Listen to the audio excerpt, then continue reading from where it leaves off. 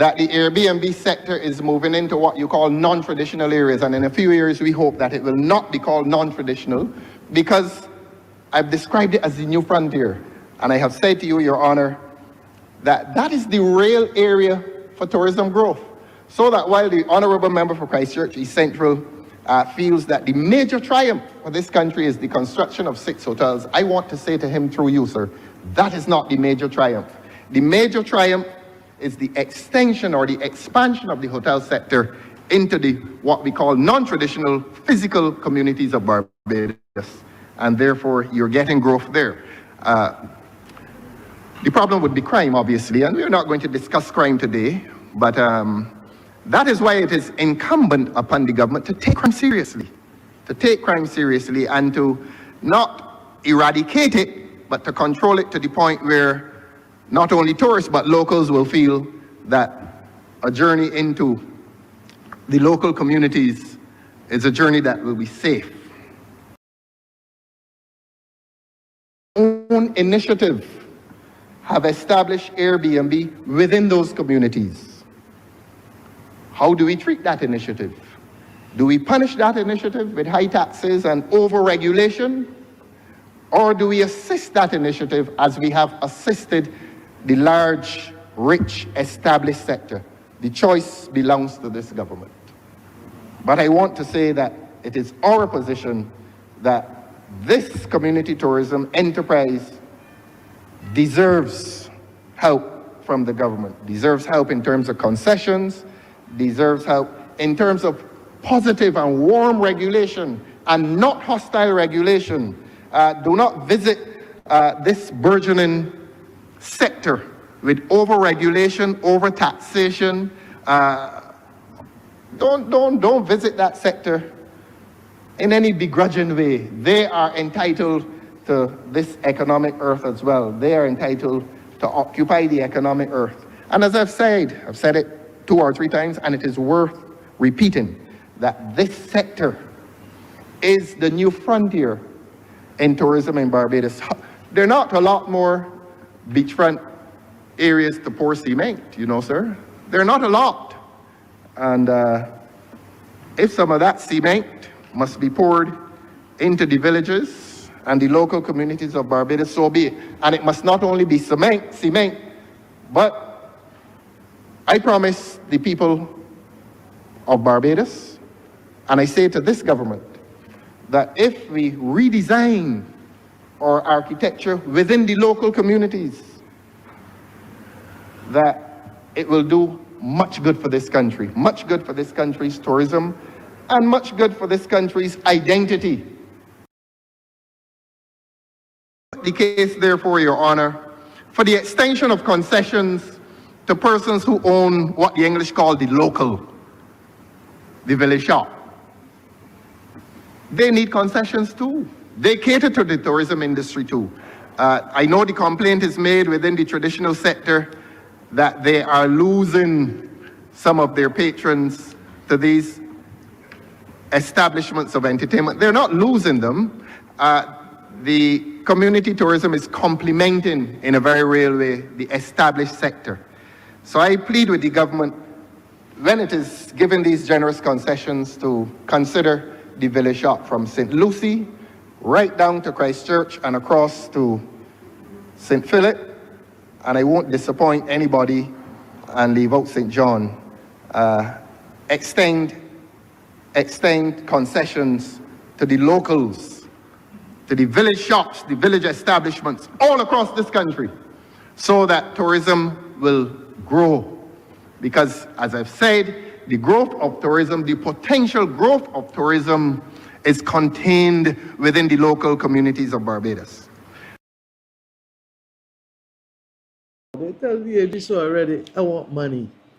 I want money. You understand? Enough hypocrisy.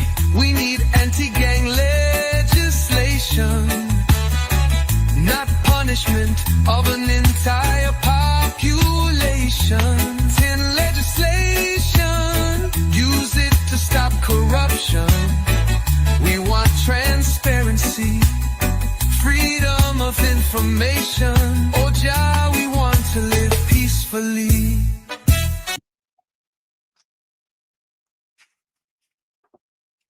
Good evening. Welcome to DLP TV, the Tuesday edition. This evening, we are going to be looking at the Tourist Accommodation Bill that came to the Parliament of Barbados last Tuesday, last week. And it seems that every week or on every occasion that the government brings legislation to the Parliament, every time the government brings legislation to the people of Barbados, there's outcry. Look, the government seems very, very tired. And the people are weary as well that no legislation is coming to the Parliament and finding its passage through that Parliament unless there's much public outcry. This Tourist Accommodation Bill that came to the Parliament last week was in keeping with a lot of the legislation that had been coming. People are accusing the government of incompetence. People are accusing the government of being anti-Barbadian. And this legislation certainly fits in with the kinds of legislation that have gone before it. I'm looking to my right because last week's Sunday Sun, the front page, this legislation evoked a response from the Small Business Association. I think the spokesperson was Ms. Linda Holder, and the screaming headline, "Play fair. Give us Airbnb type concessions too," says FBA. That was the, you can look at it. Yes, Lynette Holder. That was the Nation newspaper, the Sunday Sun newspaper last week. Today on Facebook, an individual who I think is involved in tourism and tourism related activities, he posted on Facebook a very interesting opinion, and he was talking about the Tourist Accommodation Bill, and he wrote, and I quote, "Even if you have only a small Airbnb at home, you may have to come up with almost 1 million Barbados dollars to stay in operation." Now, this is his opinion, and he's given some details as to how you would have to come up with these monies. I'm going to deal with that in the fullness of time as this program goes. There was another opinion. I'm not going to call names, although because this one came from a lawyer, and he criticized this legislation. And I want Barbadians to understand that the criticisms are not coming only from the lower echelons. There are people in the middle, there are people in the upper middle, well-to-do patriotic Barbadians who feel that this legislation is unfair to Bajans. Here's what he wrote. He said that conceptually, this legislation seems intended to hurt Barbadians, and he was suggesting an act which expresses different objectives. Here's what he wrote. He said they ought to have an act to regulate, incentivize, and he put this in bold, incentivize and support the short-term accommodation sector in Barbados. He is saying that this act seems unwilling to be incentivizing this new emerging sector, as I called it, when I had the privilege of speaking in Parliament. Here is what the legislation in Parliament said it would do. It deals with licensing, classification, designation, and registration of tourist accommodation, the establishment of minimum standards for tourist accommodation, the inspection and monitoring of tourist accommodation to ensure compliance with the minimum standards. This panel here tonight is going to tell you about this act in some greater detail. I mentioned the panel. Let's go to the panel. We have to my far left, Mr. Paul Gibson. Paul is our representative and candidate for St. James Central. That is certainly a constituency that contains a lot of Airbnb. It's a tourism oriented constituency. Apart from being residential, a lot of tourism activity goes on in St. James Central. This panel is well and deliberately chosen. Welcome to the panel tonight, Paul. Thank you. Thank you. To Paul's right and to my immediate left, you would notice that we are dressed alike. Our color scheme is the same. We attended a funeral today, very sad occasion, and we like to acknowledge outstanding Barbadians, whether alive or dead. And today we buried Lionel Patrick Lynch. Our lives coincide in such an interesting way sometimes. Lionel and I went to secondary school together, and really outstanding citizen. We want to express condolences to his family, Rondell, Sharon, his sister, and the extended family, and to the Sagicor family, which turned out in fairly large numbers at the funeral. Really outstanding Barbadian. And you worked with him at Sagicor. He was your vice president, one of your vice presidents. AVP, assistant vice president. Yes, assistant vice presidents. And his life coincided with yours politically as well, because he was a member of your constituency. Also former neighbor. So. And a former neighbor. We lost Lionel Patrick Lynch today, 66 years old.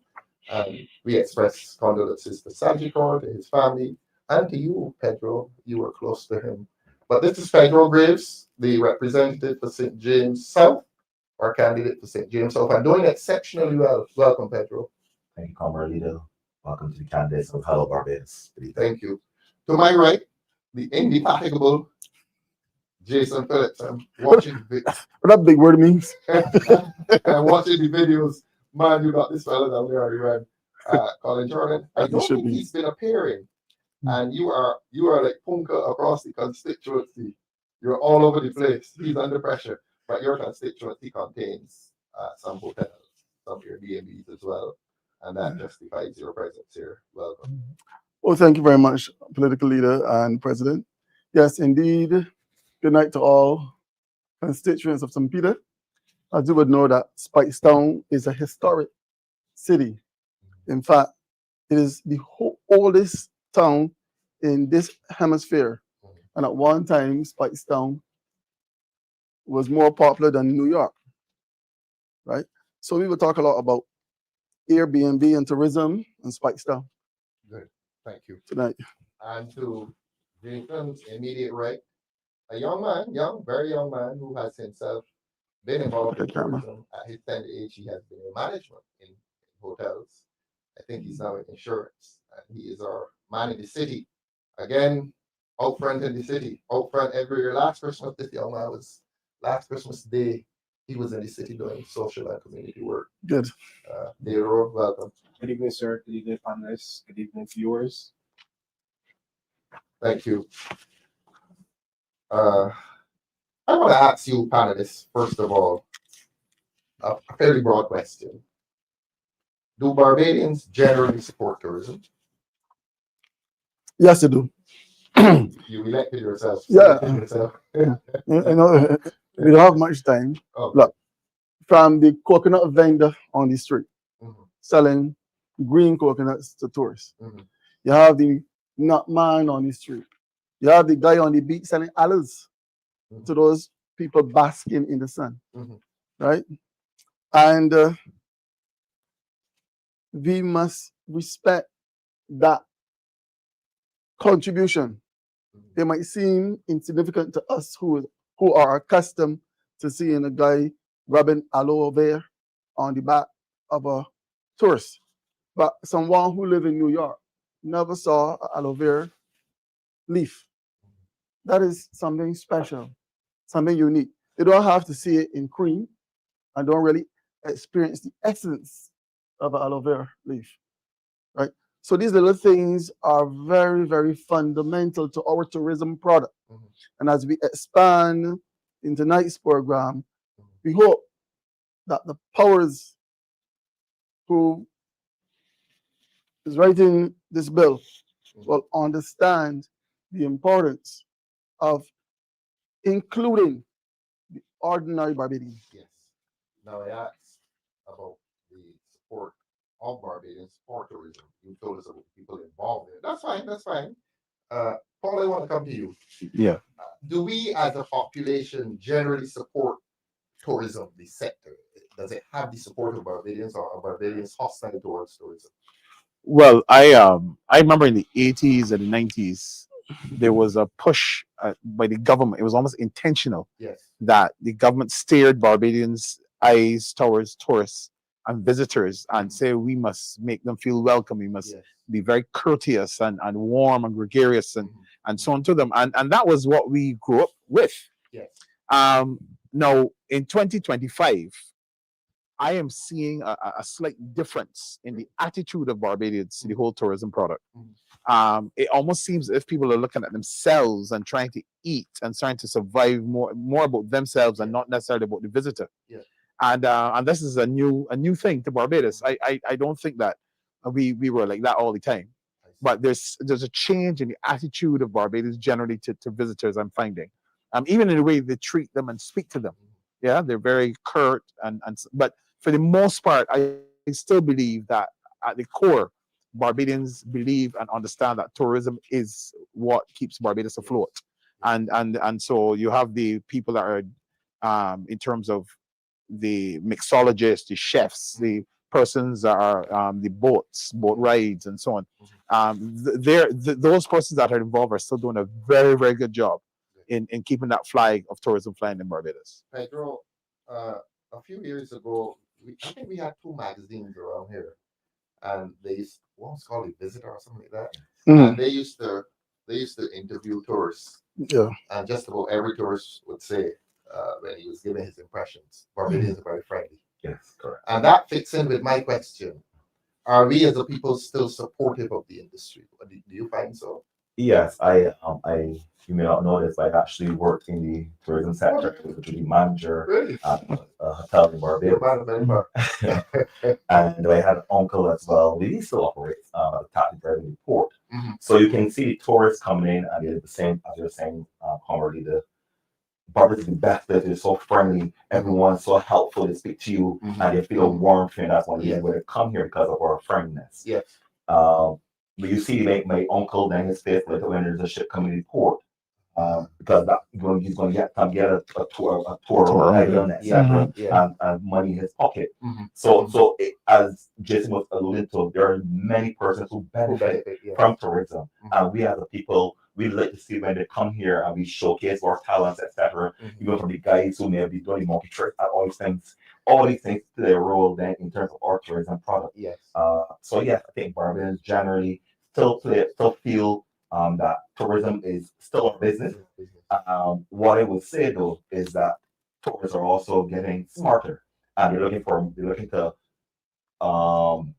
get value for their dollar, and they're not spending as much as they probably would have in the past, and that's where the Airbnbs come in, which we talk about later on in the show. Duty manager, former duty manager. Bill, you were above duty manager. You would have been his boss at one point. Yeah. Are Barbadians still friendly towards tourists? We still accept tourism as our main industry. We still like it. Yes, sir. The reason why I say yes so quickly, Mm-hmm. the storytelling as relates to your experience working in the industry. Yes. Either you are a coconut vendor, whatever role you played at that point. Yes.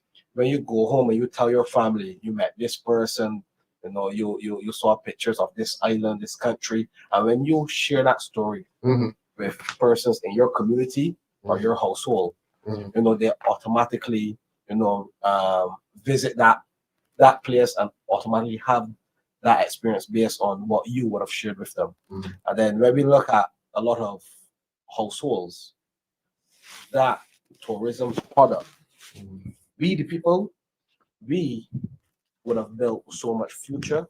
So a lot of people would have built a future on tourism here on the small rock. Persons were able to send school children to college, and I know for a fact we still embrace it.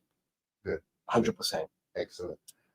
So much so that we have taken it out of the traditional areas, the beachfront hotels and the high-end restaurants, and we've taken it into the communities. So let us not keep our viewers in suspense too much longer. Let us go to this issue of community tourism.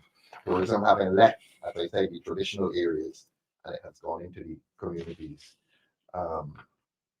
We talked in Parliament. I spoke about the rum shop, the cricket ground. You see a lot of tourists there, but the main area tonight is the Airbnb.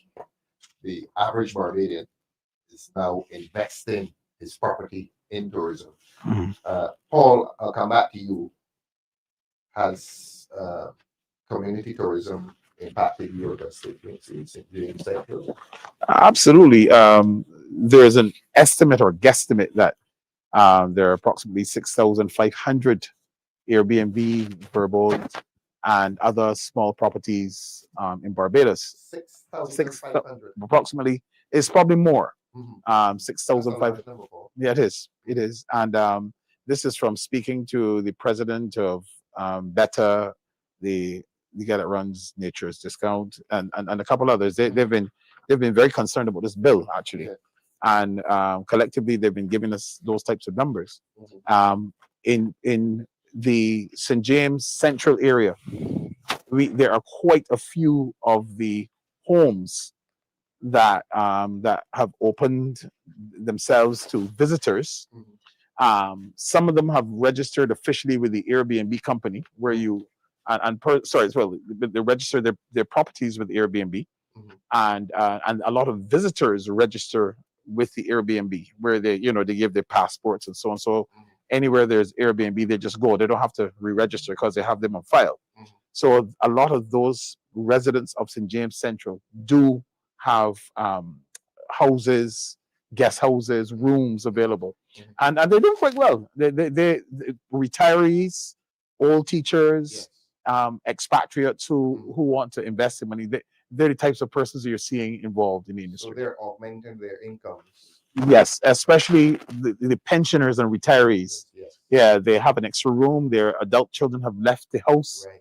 and they're now turning those properties into income earning facilities. So it's a situation in which they're living at the property and extending an apartment. In most cases, yes, and then you get to enjoy the Barbadiana and the culture and the you bring them in the kitchen and they taste your cuckoo, Authentic. and giving an authentic Barbadian experience.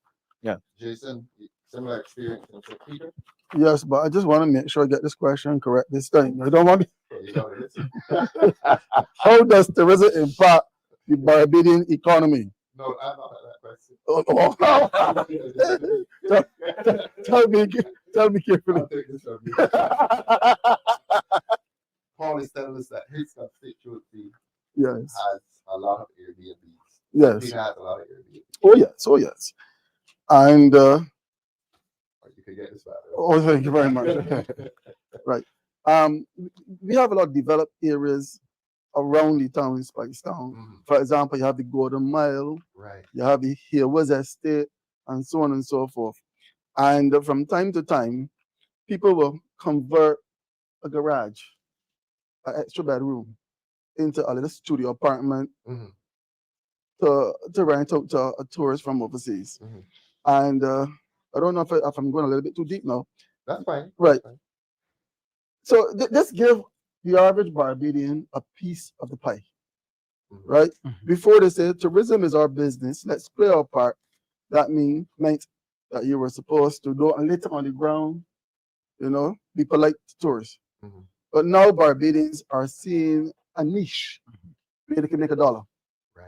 So I know of a person, actually a family, husband and wife, and one person lost their job, got back another job that was paying substantially lower, and to subsidize the mortgage, right?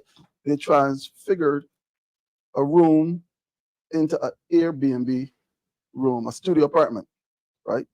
And I want to come to this bill. Yes. Right. You're going to be the expert on the bill. You're the lawyer on the panel. Right. Now, So I'm not going to let you do that yet. I want to come to Pedro. I just want. No, I'm coming to you. But no, I want to say this part though before Yes. touching the bill. Okay. You have the laugh at this. No, this is very, very, very important, right?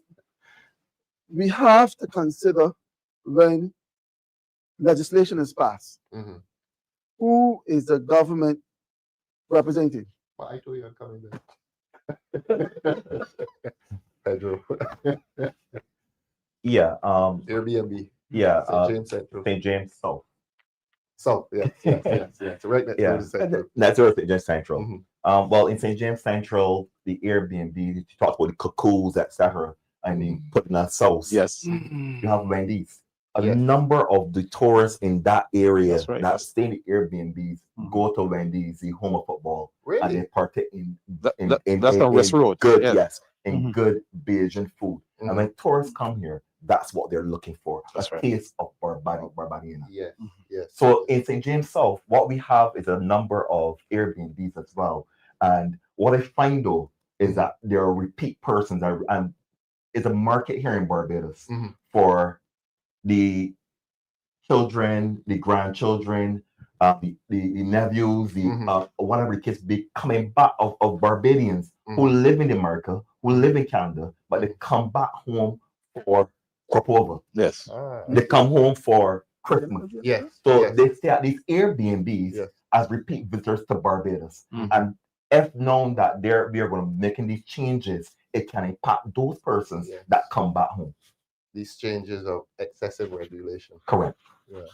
One of the things also within the constituency, and I'm afraid to mention it because this current administration seems to be trying to tax the health of Bajans. That's right. Yes. And Yes. one of the things that we have in St. James South is a number of persons who are still paying their mortgages, but they're giving up their homes for UWI students. For UWI students. So you have a number of UWI students staying inside the wanted husbands area. But I want to make it's the same way the Airbnb, you have to go on their regulation standards. The students the student services at the University of West Indies, there's a housing listing. And persons go on that housing listing, and persons from around the region then choose a house within the environs of University of West Indies Capital campus, and they go and live there. And their standards, if they don't meet those standards, you're taken off the list. That's right. So Similar to- UWI controls it. UWI controls Yes, it. right. Similar to So there's Airbnb. already regulation, Correct. which is friendly regulation, Correct. Yeah. as Not opposed to punitive. punitive. Right. Coming to you shortly, Jason. But before I come to you, any community tourism in the city, Dale? Yes, sir. We have a lot of community tourism in the city, especially with the old antique wooden houses. A lot of persons will refurbish them in the Green Heart and Purple Heart, Yes. and then put the straw glass, certain parts of the house, and then they put the air condition. So those persons either would still employed, still paying a mortgage, but they're going to use that, to generate that extra income. We also have to look at when the hotels have the guests that exit based on bad quality, bad service, no value for money. Those persons don't want to go to another hotel. I see. They then want to go to Airbnb. And we have a lot of that, a lot of guests inside of the hotel sector. And they're going there And voluntarily. they go Nobody to forcing volunteer. them. Correct. Yeah. So we have a lot of, Airbnb set up in the city. In the city. Jason, you're the lawyer on this panel, and you got to talk some law to us tonight. I want to ask you, why do you think the government has passed this legislation? First of all, To put it bluntly, protect friends. to protect crime. Those people who would have funded their campaign. You're heavy. I'm being broad. And not protecting You're not protecting the the, persons the, that Dale the, described. the ordinary Barbadian, Yeah.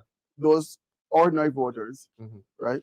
And we have to look at what is actually happening. I was trying to say earlier that Now you Barbadians, have the chance. Barbadians are not getting the opportunity Mhm. to get a piece of the pie, to Mhm. make a few cents Right. from this tourism product. It's the ordinary Barbadian. The ordinary Barbadians. And it hurts me when I read section 4, subsection 1 Please go ahead. of this bill. It says no person shall operate or advertise tourist accommodation without a tourist accommodation license. Right? So if you live in Coverley and you have a nice house, like a friend of mine, and you forget about having someone living there, you just advertise it. Right? You are going to be guilty of an offense and is liable on summary conviction to a fine of $250,000. That is $250,000. That is section 4, subsection 3 of this bill. That is very, very punitive. So when I read something like that, I'm asking myself, Is government trying to spread the pie? Is government trying to help ordinary Barbadians? Or government is putting measures in place to undermine the ordinary Barbadian from getting piece of this tourism pie? Right. So you say $250,000 if you 200 fail to license, If you advertise if you advertise or host a tourist at your residence without a license, without a license. and you go to the ministry to receive this license. Now, assuming that you fill out the application form before you get that license, if you look at section 5, subsection 2, an applicant shall submit with his application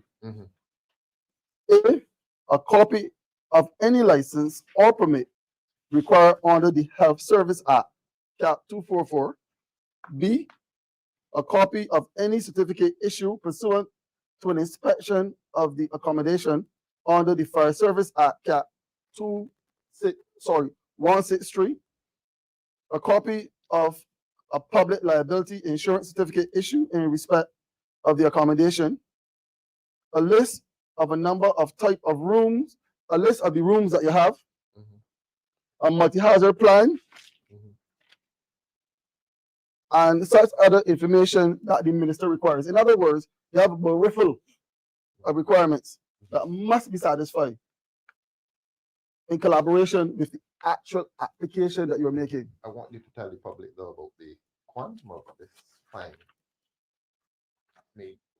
If you advertise without a license, you're exposing yourself in court to a $250,000 fine. What? $250,000. $250,000. Isn't that? It's proportionately high in relation to the. In other words, if you go and refurbish your garage, yes. no, but my point. Okay. You spend $10,000 refurbishing your garage, and you're looking forward to making $100 a night. And once this act is passed, it's not going to cost you your entire house. Well, that's why I was asking. It's proportionately high It's in punitive. relation to the value. Punitive. Not in relation to the value, in Of the relation room. to the so-called offense. Yes. You commit the offense of advertising without a license. You would think that they would say, okay, you pay a small fine. But if you tell a fella, look, I'm going to charge you, I'm going to expose you to the payment of $250,000.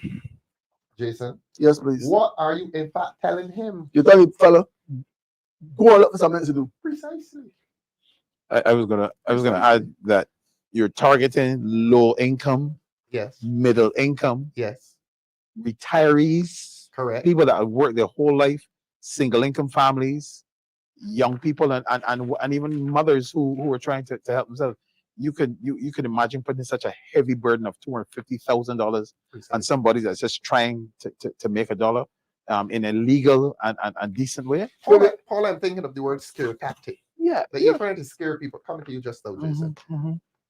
You want to comment? It gets worse. Yeah. Yes, tell us. Now, let's suppose you have this license. You're supposed to frame this license and put it at the entrance of your establishment, your little accommodation. Just like a hotel. Failure to do that. To display the To display, yeah. to display this, Tell us what happens if you fail to you are guilty of an offense Mhm. and is liable on summary conviction to a fine of $100,000 Barbados dollars. $100,000 Just for not displaying. not putting it up. Oh, good heavens. Yeah. For a retiree. It's saying to the ordinary Barbadian, leave the business of tourism Airbnb to the established hotels Mhm. who are usually owned by foreigners. That's another serious thing. Yes. Barbadians do not usually own these big You're talking hotels. fast. You're talking fast, Jason. And furthermore, Mhm.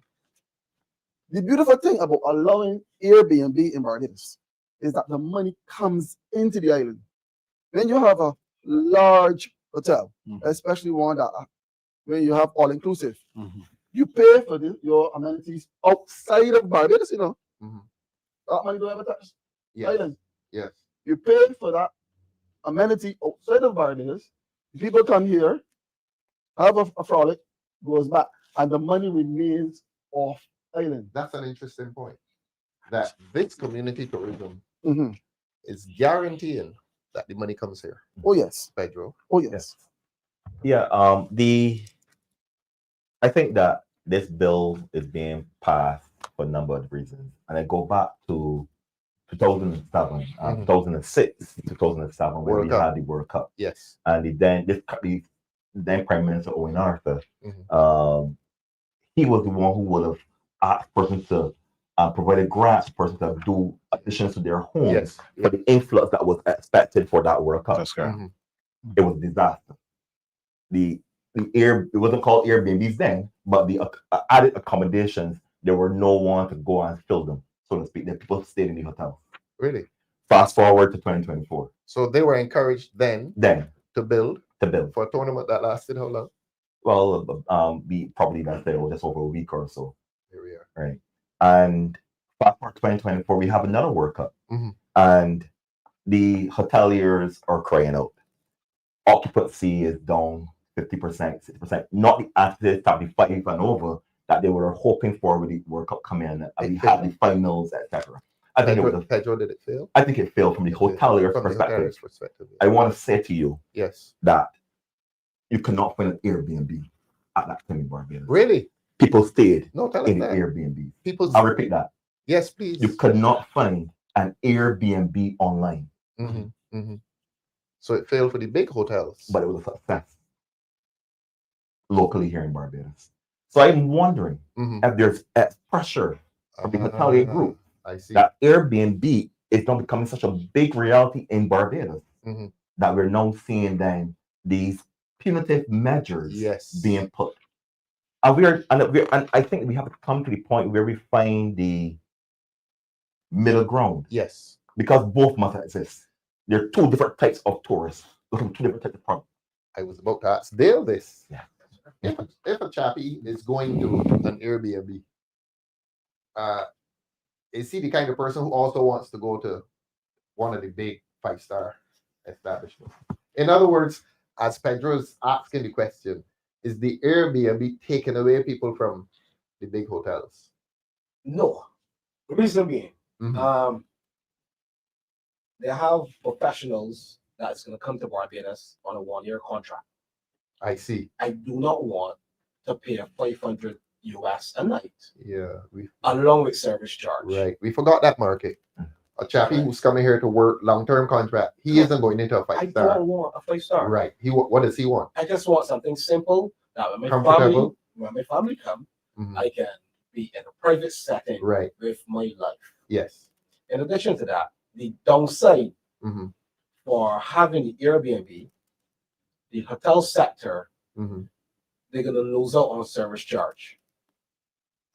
I see. So service charge is collected from food and beverage. So all beverages, all food, every single thing. As you go your daily life, 1 week or 2 weeks, you pay a service charge every meal period.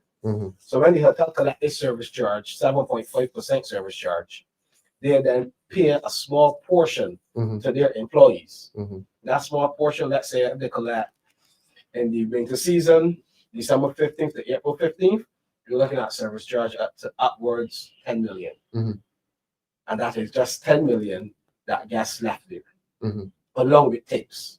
So then the hotels then would give the staff a small portion and then use that to cushion breakage, like the high electricity bill, the high water bill, and also replenish stock. Yes.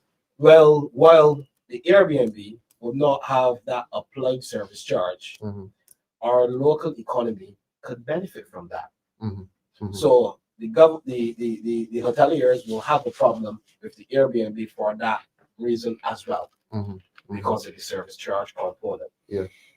Well, it's as simple as this. An Airbnb operator as one person is not a threat. But when you put together 6,500 Airbnb, operators, Mhm.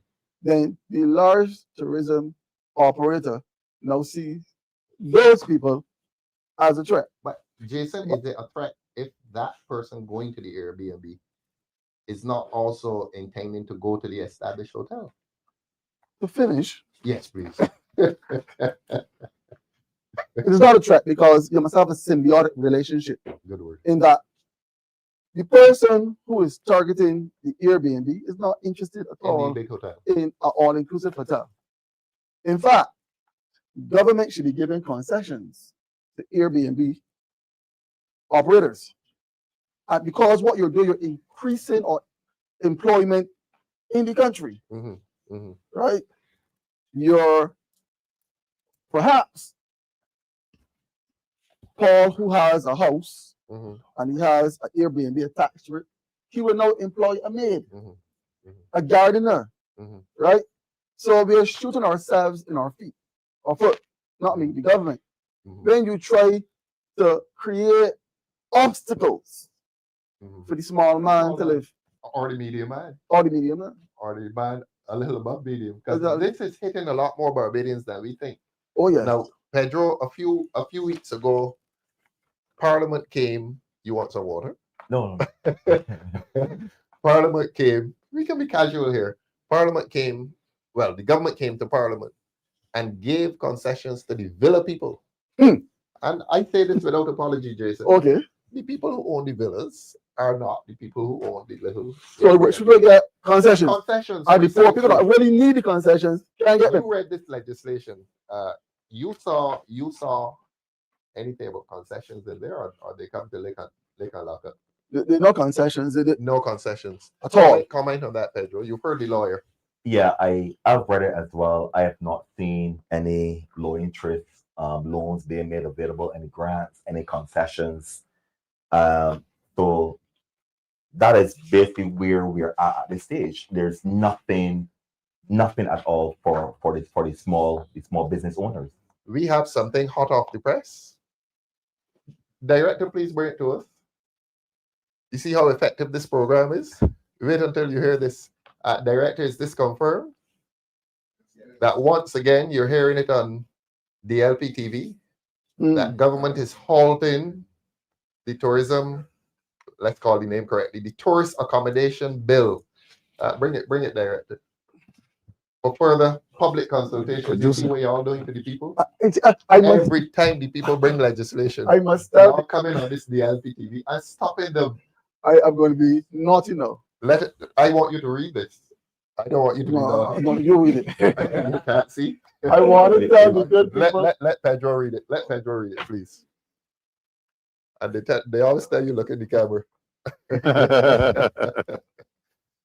Some Starcom Network news. Yes, correct. Government halts Tourism Accommodation Bill for further consultations.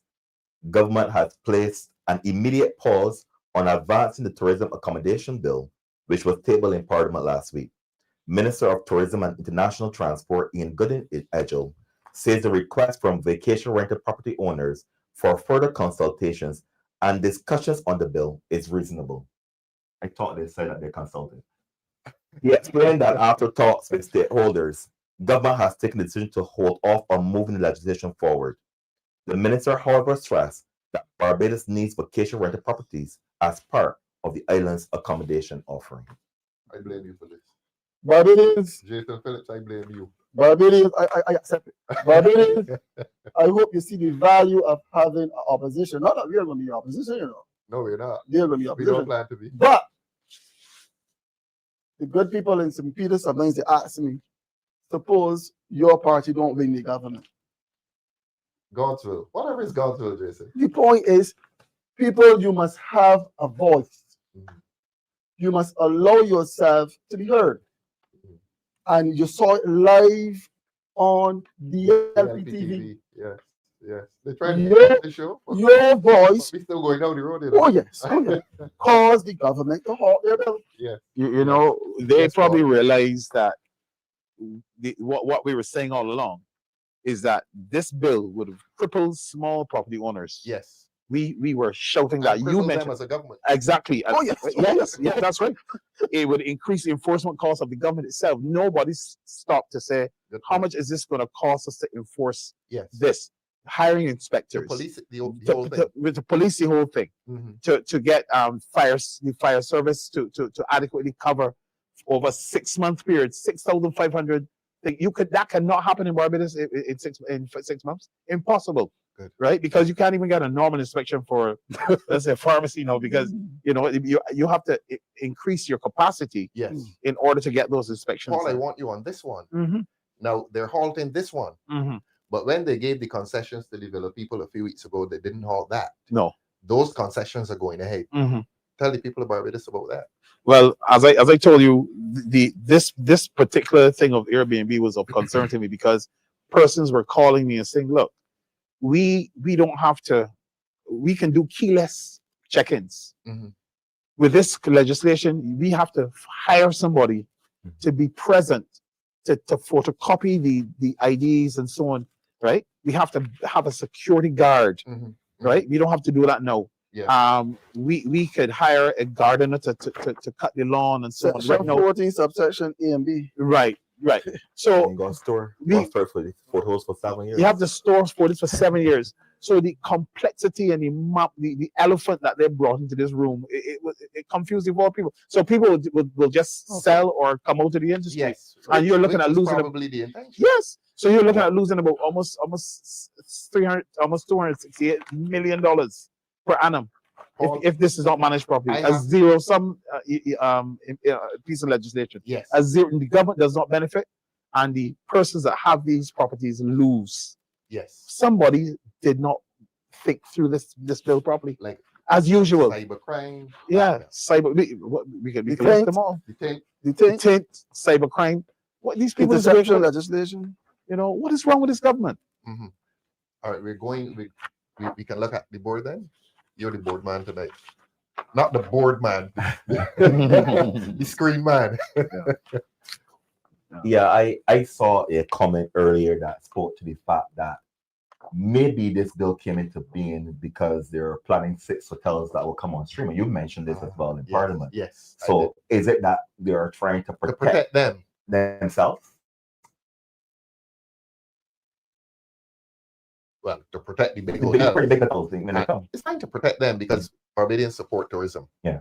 But you can protect the big hotels without hurting the small man.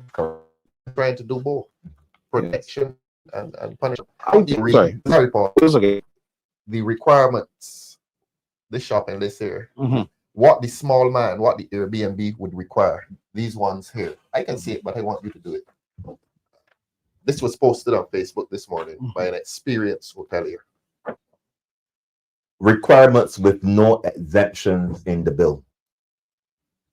5-story elevator for wheelchairs. You have to get access for That's the correct. persons that you Mhm. have 5-story buildings, 2-story Yeah. buildings. You have to put an elevator, or you You have must put in an elevator Okay. according to this law. yes, Once you have certain, yes, How much storage is floors. he's saying He that said would it can cost up to $600,000.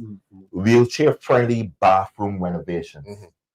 He's putting his cost at $100,000. Yes. Water tanks and filter pump, $30,000.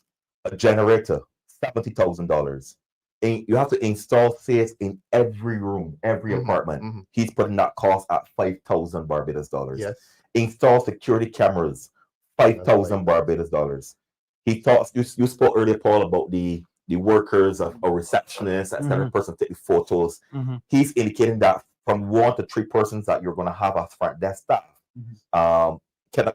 can add up to $125,000 Mhm. in a calendar year. Yes. So you're required to have these things. This Yeah. Have that, legislation is yes. telling us Have that.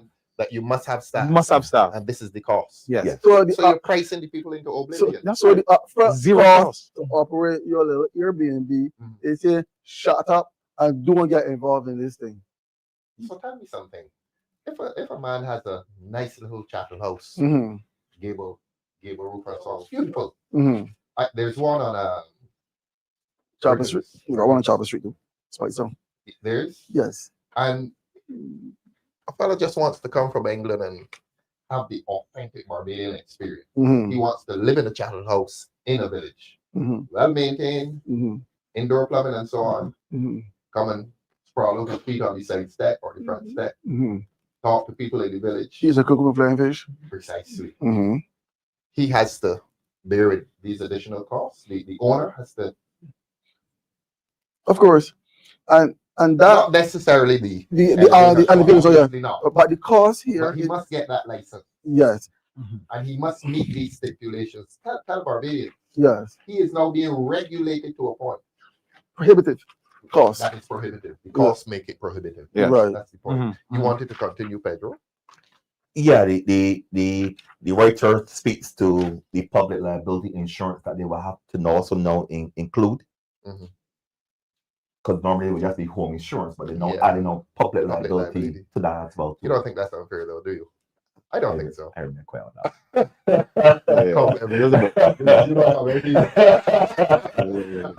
Insurance guys. Right. Yeah. So, and he's talking about under the Data Protection Act. This writer is saying that the data controller compliant software to keep the images of the passports, etc., on for 7 years can cost them about $10,000 as well for this software Per annum, yeah. per annum. Yeah. So if the courts don't get rid of you, the courts, with the fines and the imprisonments and so on, The cost the costs will. yes. Let's go to the board. I think they want us to read John Rock. We can read John Rock. He isn't saying anything.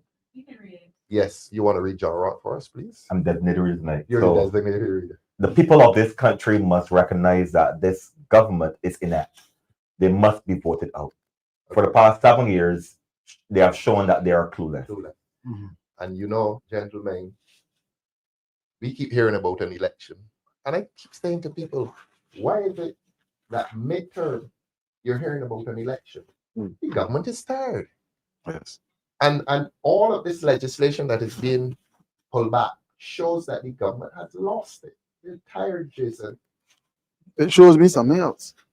It shows me that this Barbados Labour Party-led government is not looking after the interests of the average Barbadian that voted for them. Somebody say the backpedal Labour Party, backpedaling on legislation. Somebody say that on Facebook as well. And It seems to me that they are catering for the few.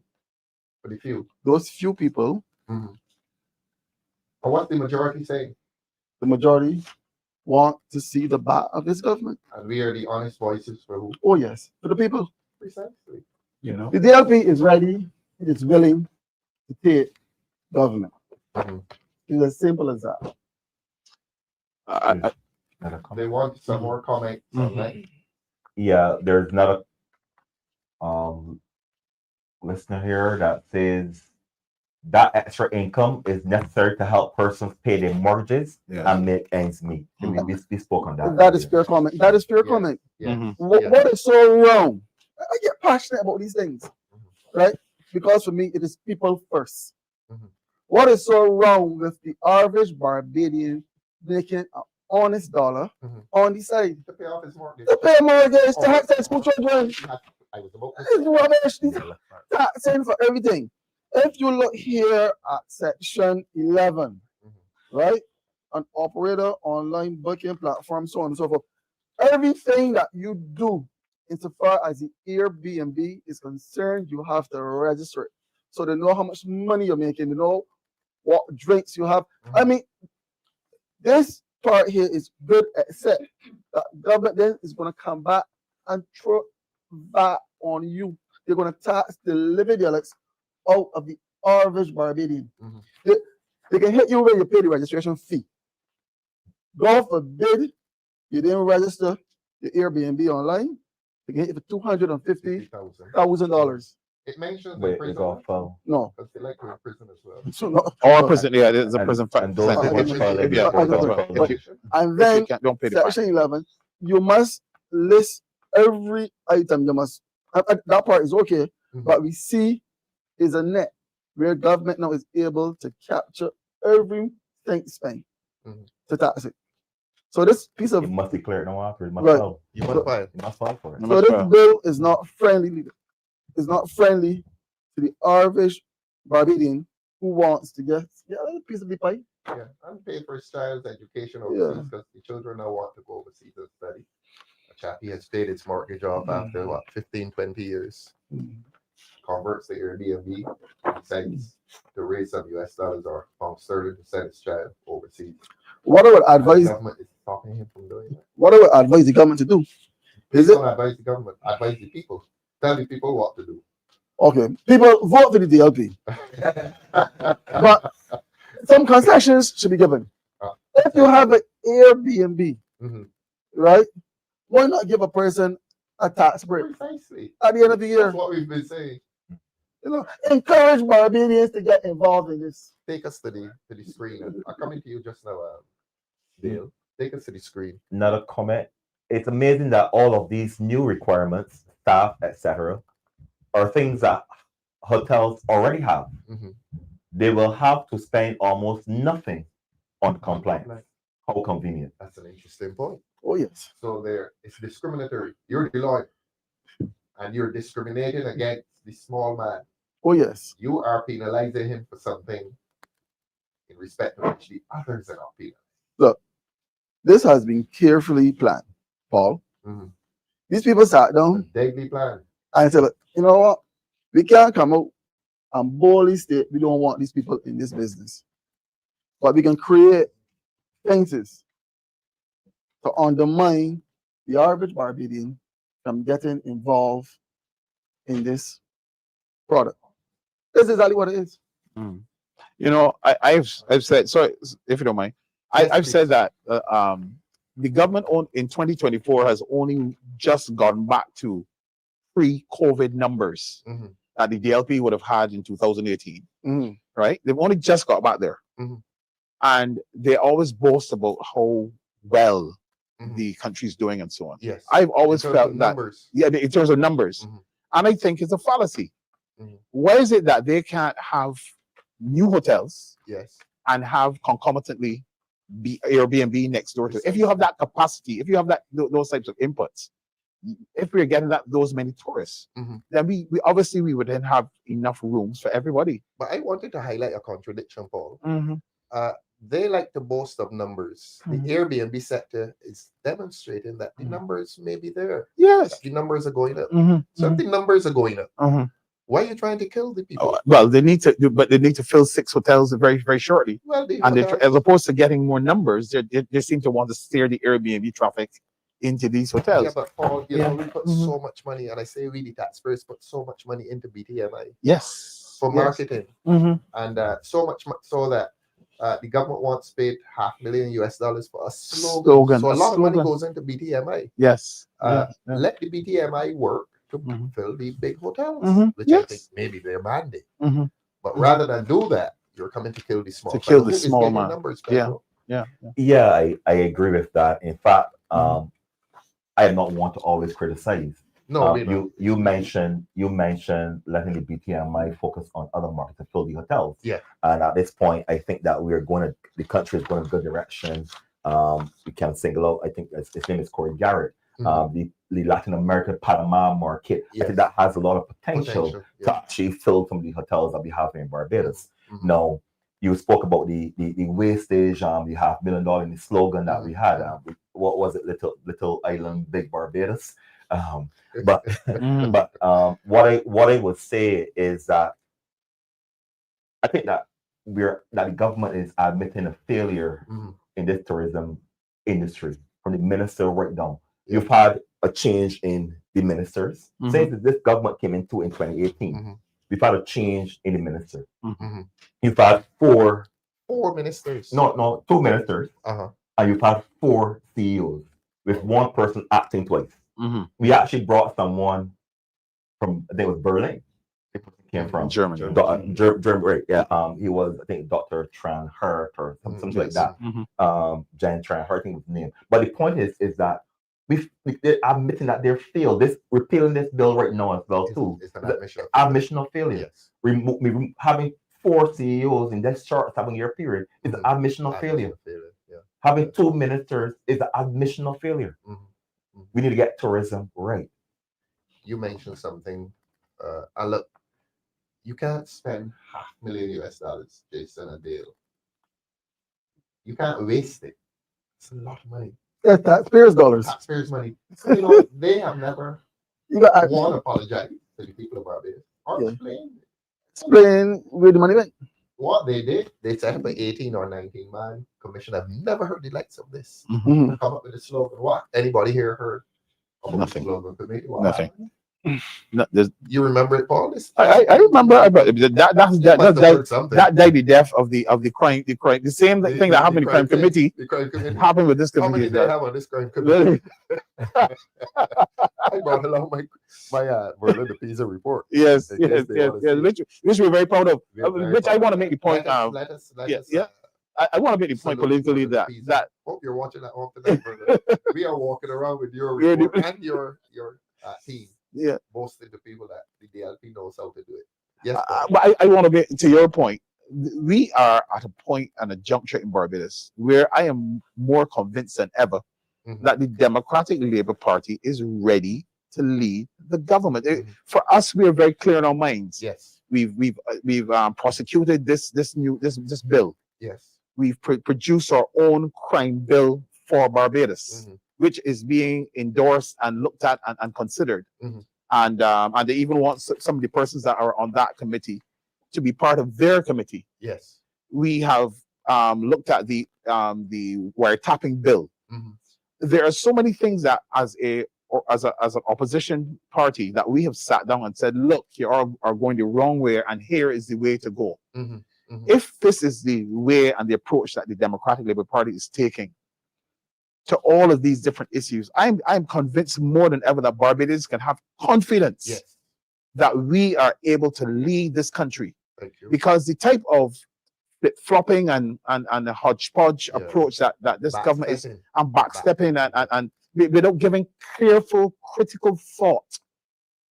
When you create a policy like this, Mhm. you have to ask questions. Yes. Then you have to analyze, Yes. and then you have to challenge your analysis, Yes. and then come up with a position. And all of this should have been done at Hey, cabinet. that's basics. How Why big is the how government big not? the cabinet, Paul? Why is the government not doing? I don't know. I don't understand. I 26? cannot figure it out. You have I- 20, let's say 20 now. Mhm. You have 20 enough people sitting around the table Mhm. and bringing legislation to Parliament repeatedly.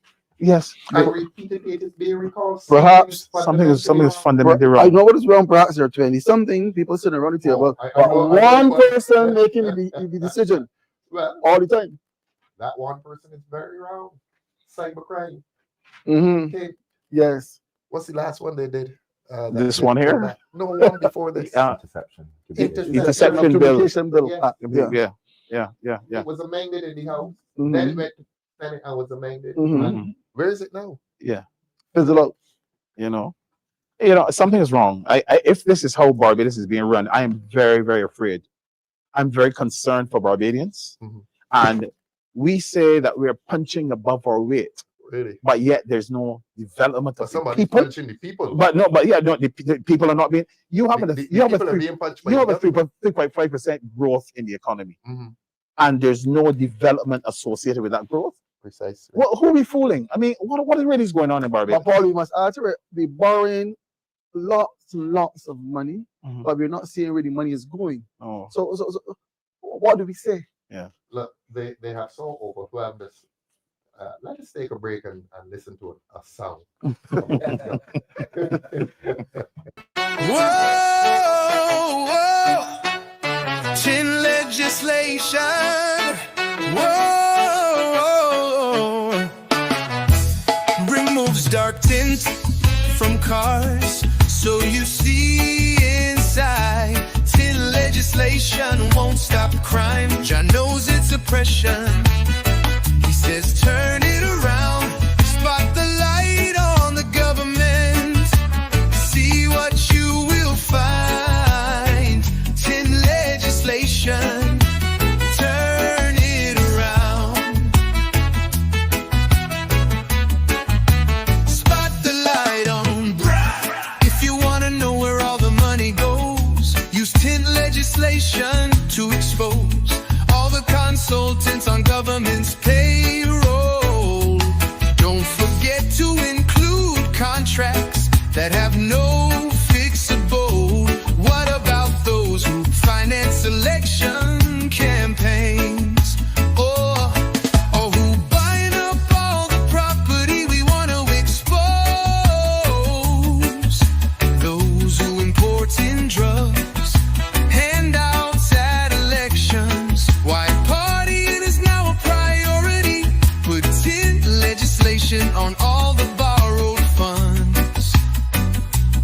sewage tax. Oh, puts in legislation on that free land deal, on hope for affordable housing, the attempt to purchase black market vaccines.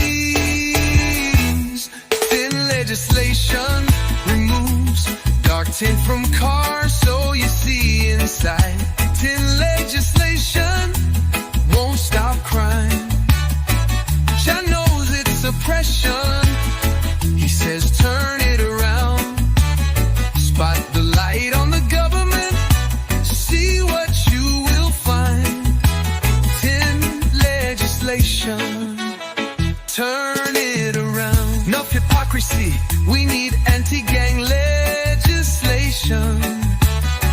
Not punishment of an entire population.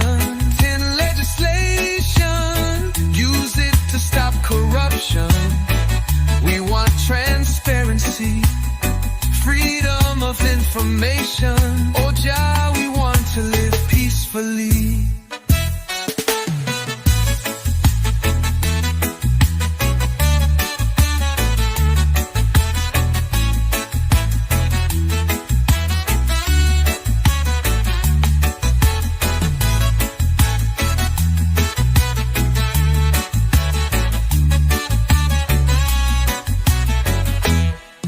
Hypocrisy, we need anti-gang legislation, not punishment of an entire population. Tin legislation, use it to stop corruption. We want transparency, freedom of information. Oh Jah, we want to live peacefully.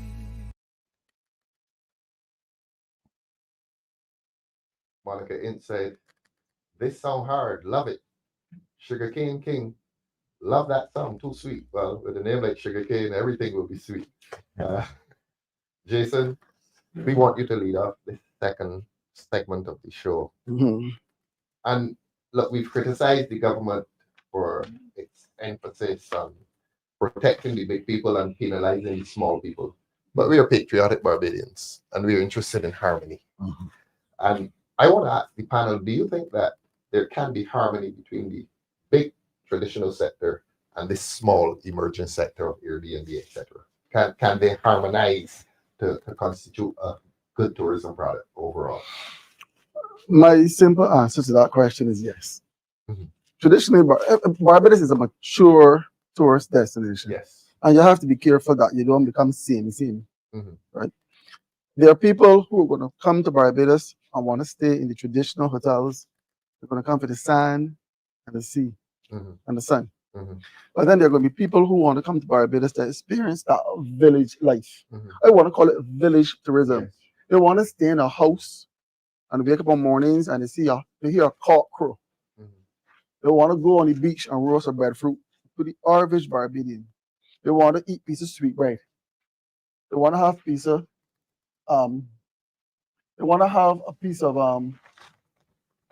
sweet potato.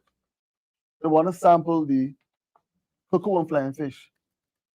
They want to eat some fish and chips or egg and chips. I love egg and chips, right?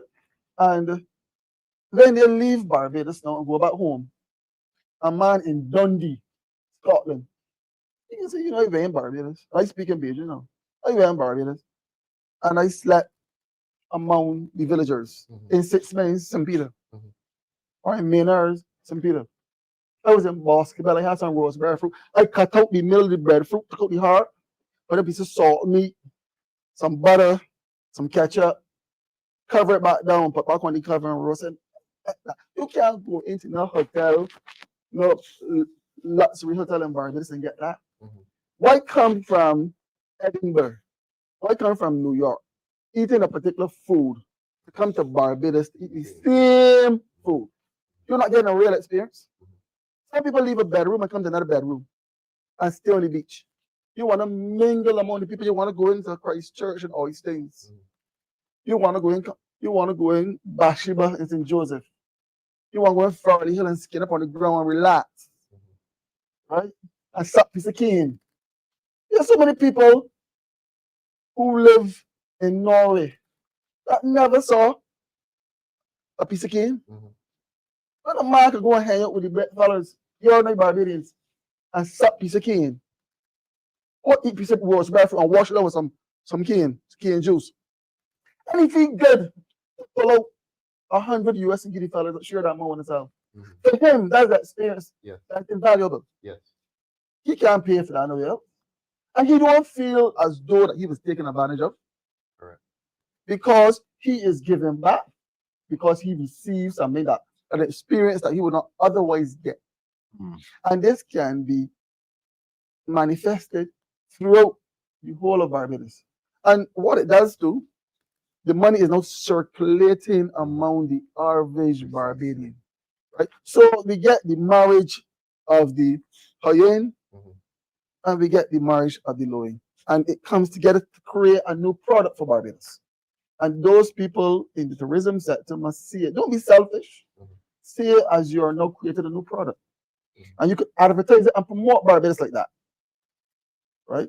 And that's all I'm going to say for now. You know, Pedro, it's almost a pity that we're talking about two sectors, and the government has promoted this by treating the two sectors It's differently. one. Protecting one, penalizing the other one. I want to ask you the same question. Do you think the two sectors created by government can coexist? Most definitely. I'll give you an example. Yes, please. You all know I'm involved in sports Cricket. as well. You're Yeah, a cricket man. cricket man. And so sports tourism has a big part to play in all of this. So it's sports tourism, community tourism. These are all things that we are discussing. And earlier this year, I actually hosted a team from Canada, a cricket team from Canada. And I want to salute Barbados Beach Club. The manager, Kim Howard, their sales manager. She looked after about South Coast, West Coast? South Coast, Maxwell. Okay. So she actually was the person that had about 30 persons coming from Canada, and they stayed at Barbados Beach Club. The rooms were lovely. They had a great time there with the food, etc. So we won there in the hotel sector. Yes. Yes. Similarly, we went into your constituency. Went to Good Shepherd, where the Shannon Cricket Club played. That's right. And there's no into the community. So they're playing a match. They're playing a match at Shannon. Yes. All right. And there's no so they've left Canada with all the facilities, but come to play a match at Shannon with no pavilion. So when you get in, yes, I will build one there. Because nothing has happened there for a long time. That's correct. That's right. So we go then to Diana, down the same. Diana's a shop there. She makes the food. Yeah. So they get veg chow mein, a chicken stew, some fried fish, and they get a piece of Barbadian hat. Local stuff. And they're telling me this is fantastic. Yeah. They want to come back here tomorrow. Really? Just for the food. Yes. We go to Sand Hill. Yes. Get D&D catering. You were with these people? Yeah, man. Oh. D&D catering. Right? They then provide macaroni pie, the split pea rice, and the beef stew, etc. And again, you want to come back there? This is what they want. And Sand Hill is actually a very beautiful, picturesque location. Beautiful. To play cricket. I don't know if you've ever been there, but Sand Hill is one of green and lush. Always green and lush. Yes. Yeah. Always green. They say if rain falls there almost every night. So the point I'm trying to make is that they can't coexist. They can't coexist. Because here you are at this high-end establishment, Yeah. and you're going into the community. Yeah. And in fact, I received a call only about a month ago because they went back to Canada and they have such an excellent time coexisting harmoniously with the two extremes. And another team wants to come here now again. They'll know one of the people are withdrawing the legislation that is intending to penalize the small man and protect the big man. And here's Pedro telling us the two can live together. 100%. 100%. 100%. We need to remember we have different target market.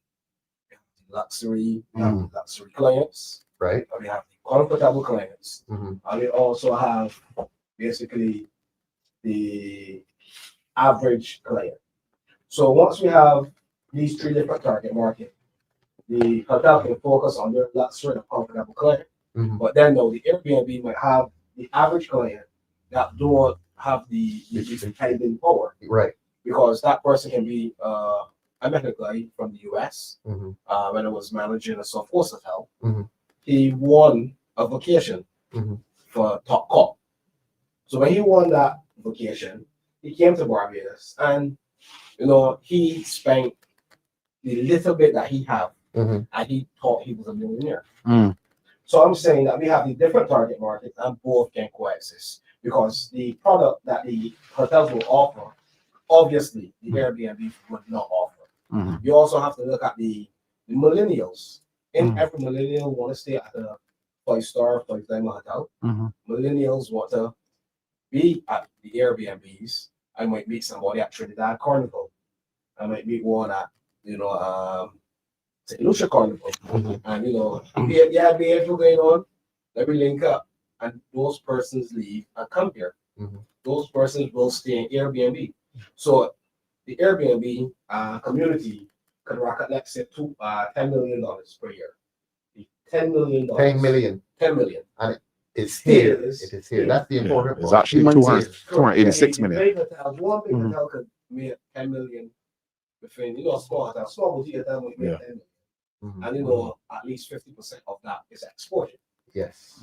Yeah. We also got to take in consideration the same duty-free concessions we give the big hotels. We can also offer to the Airbnb duty-free concession because that I might be living in my house.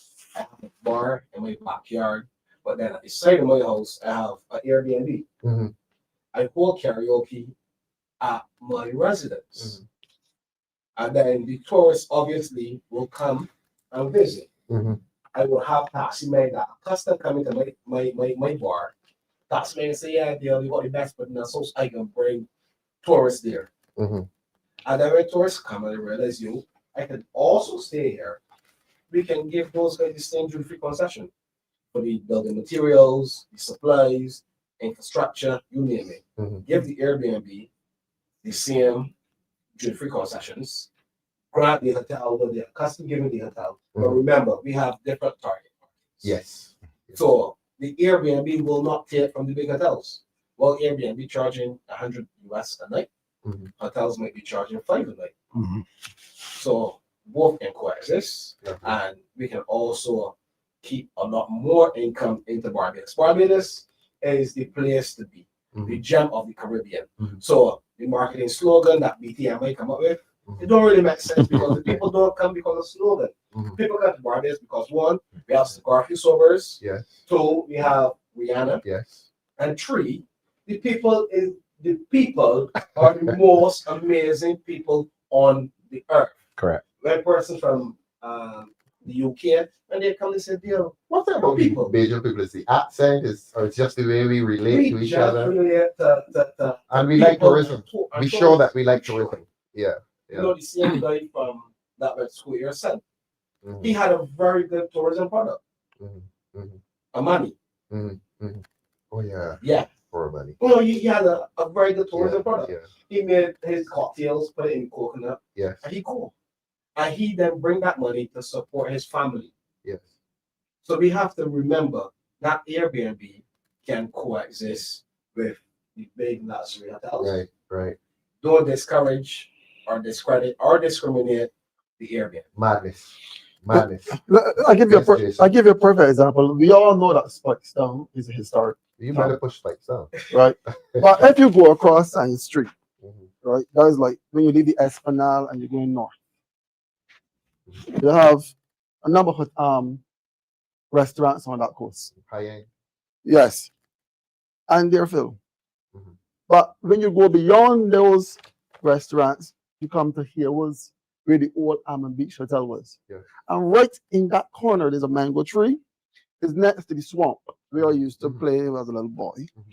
And there's a man set up in an old rundown boat. Yeah. And this is why I'm talking about village or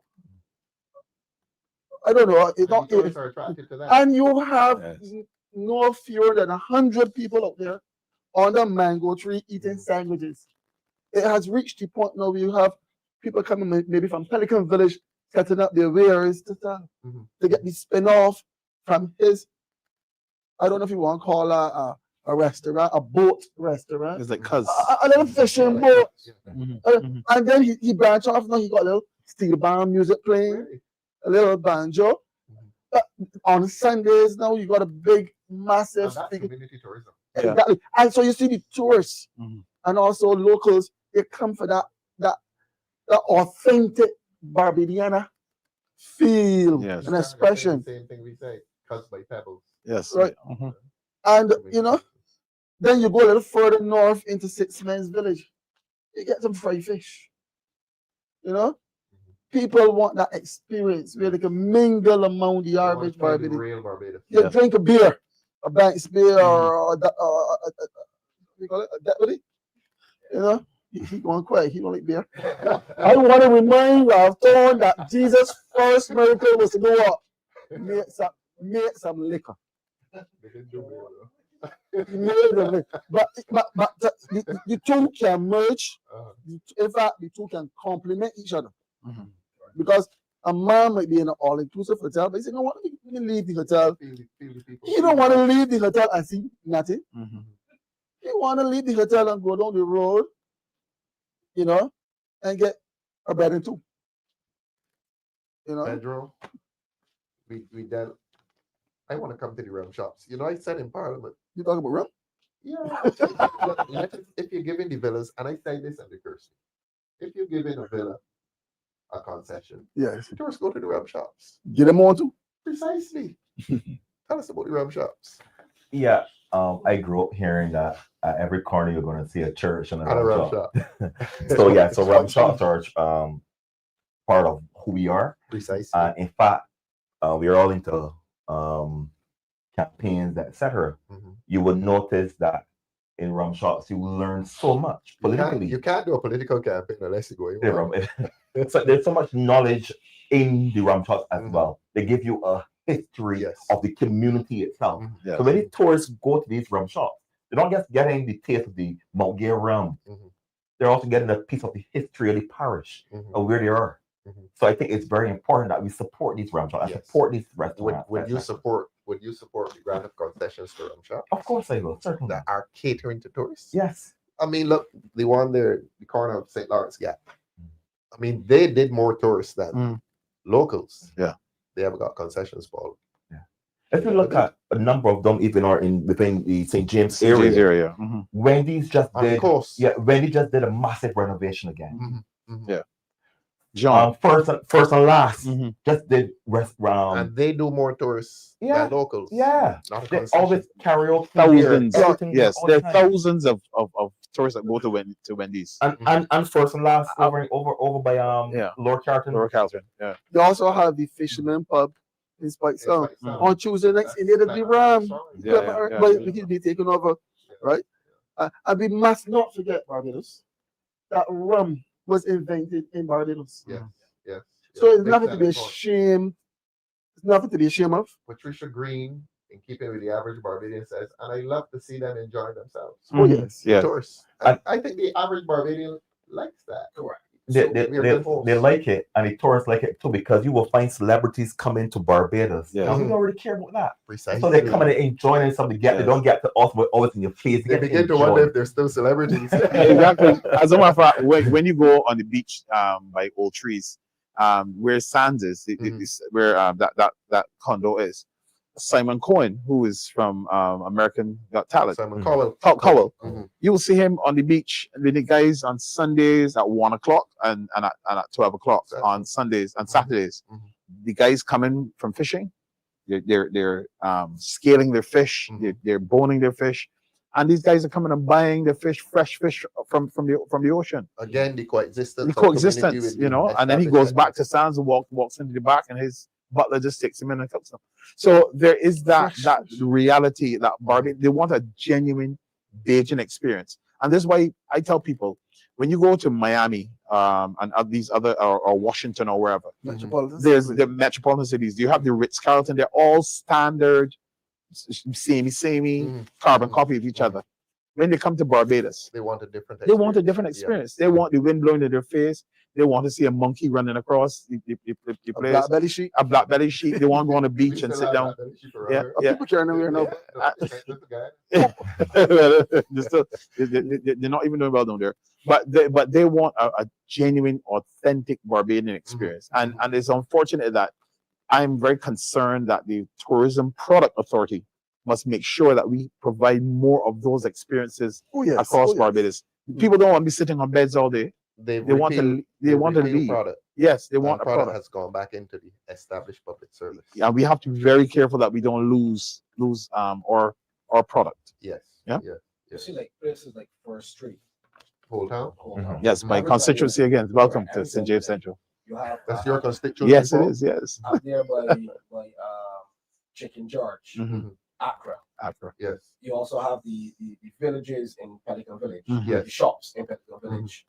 So when the guests come to Barbados, the guests don't only come because of Guyana or our previous experience. We have guests that understand rum, obsessed over rum, Mhm. because They we like run, we won the rum award for 4 years straight. Yeah. in 2016, 2020, 2024, and this year 2025. Mhm. So our LC rum produced the best rum in the world. Mhm. So when our rum hit that international market, Mhm. or bigger rum will sell, or bigger rum here will sell at $17.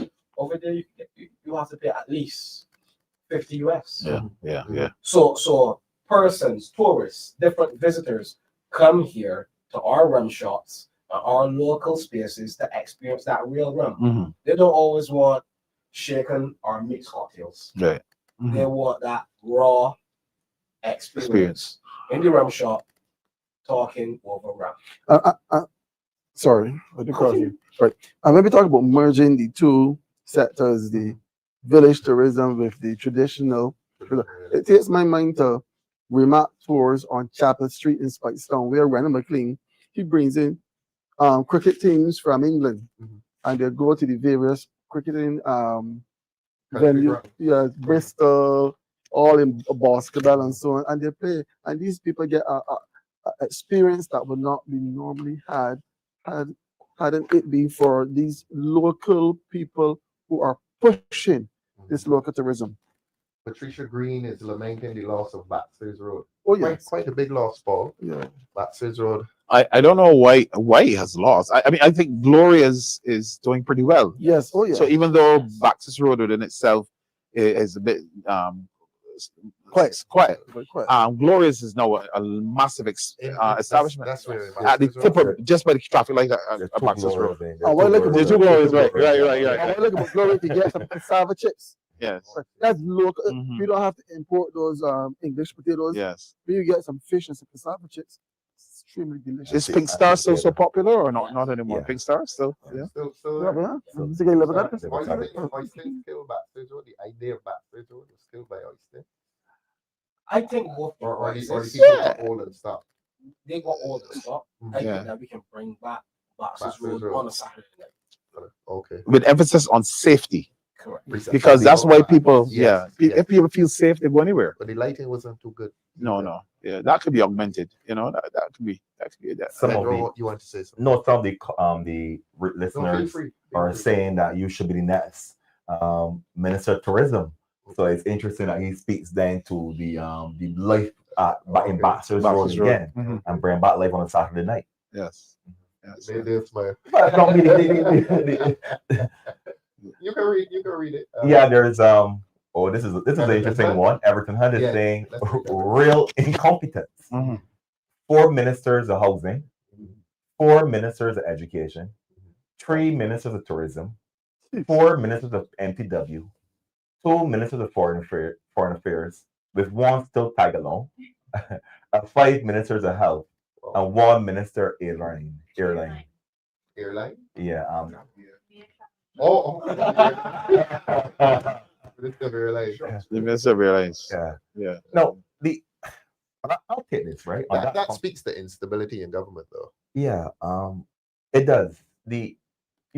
We've had so many, and we talk about because some people say they were fired, some people say they resigned. They were fired. They were fired. You come here to tell lies. Yeah. So you have a number of ministers that were fired. Sonia Brown, Dr. Brown resigned. Yeah. She All resigned. the rest were fired. Yeah, you can go back as far as Maria Agard, you had Marsha Chattel, you had even the Fired Lieutenant Colonel Jeffrey Bostic. He resigned left during on COVID. integrity. During COVID, He yeah. had resigned or He resigned. He resigned. He left. decided He left. to- Yeah. No, he left. He didn't go to the end of the term. No. No, He he left. He left.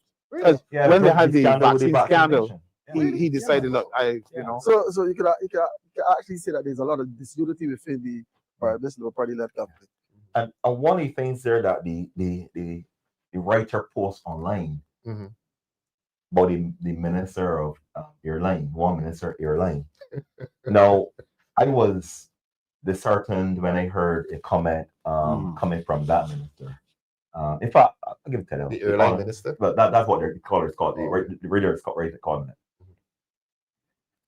When we asked a question about Carrie Festa and Carrie Festa stand, Oh yeah.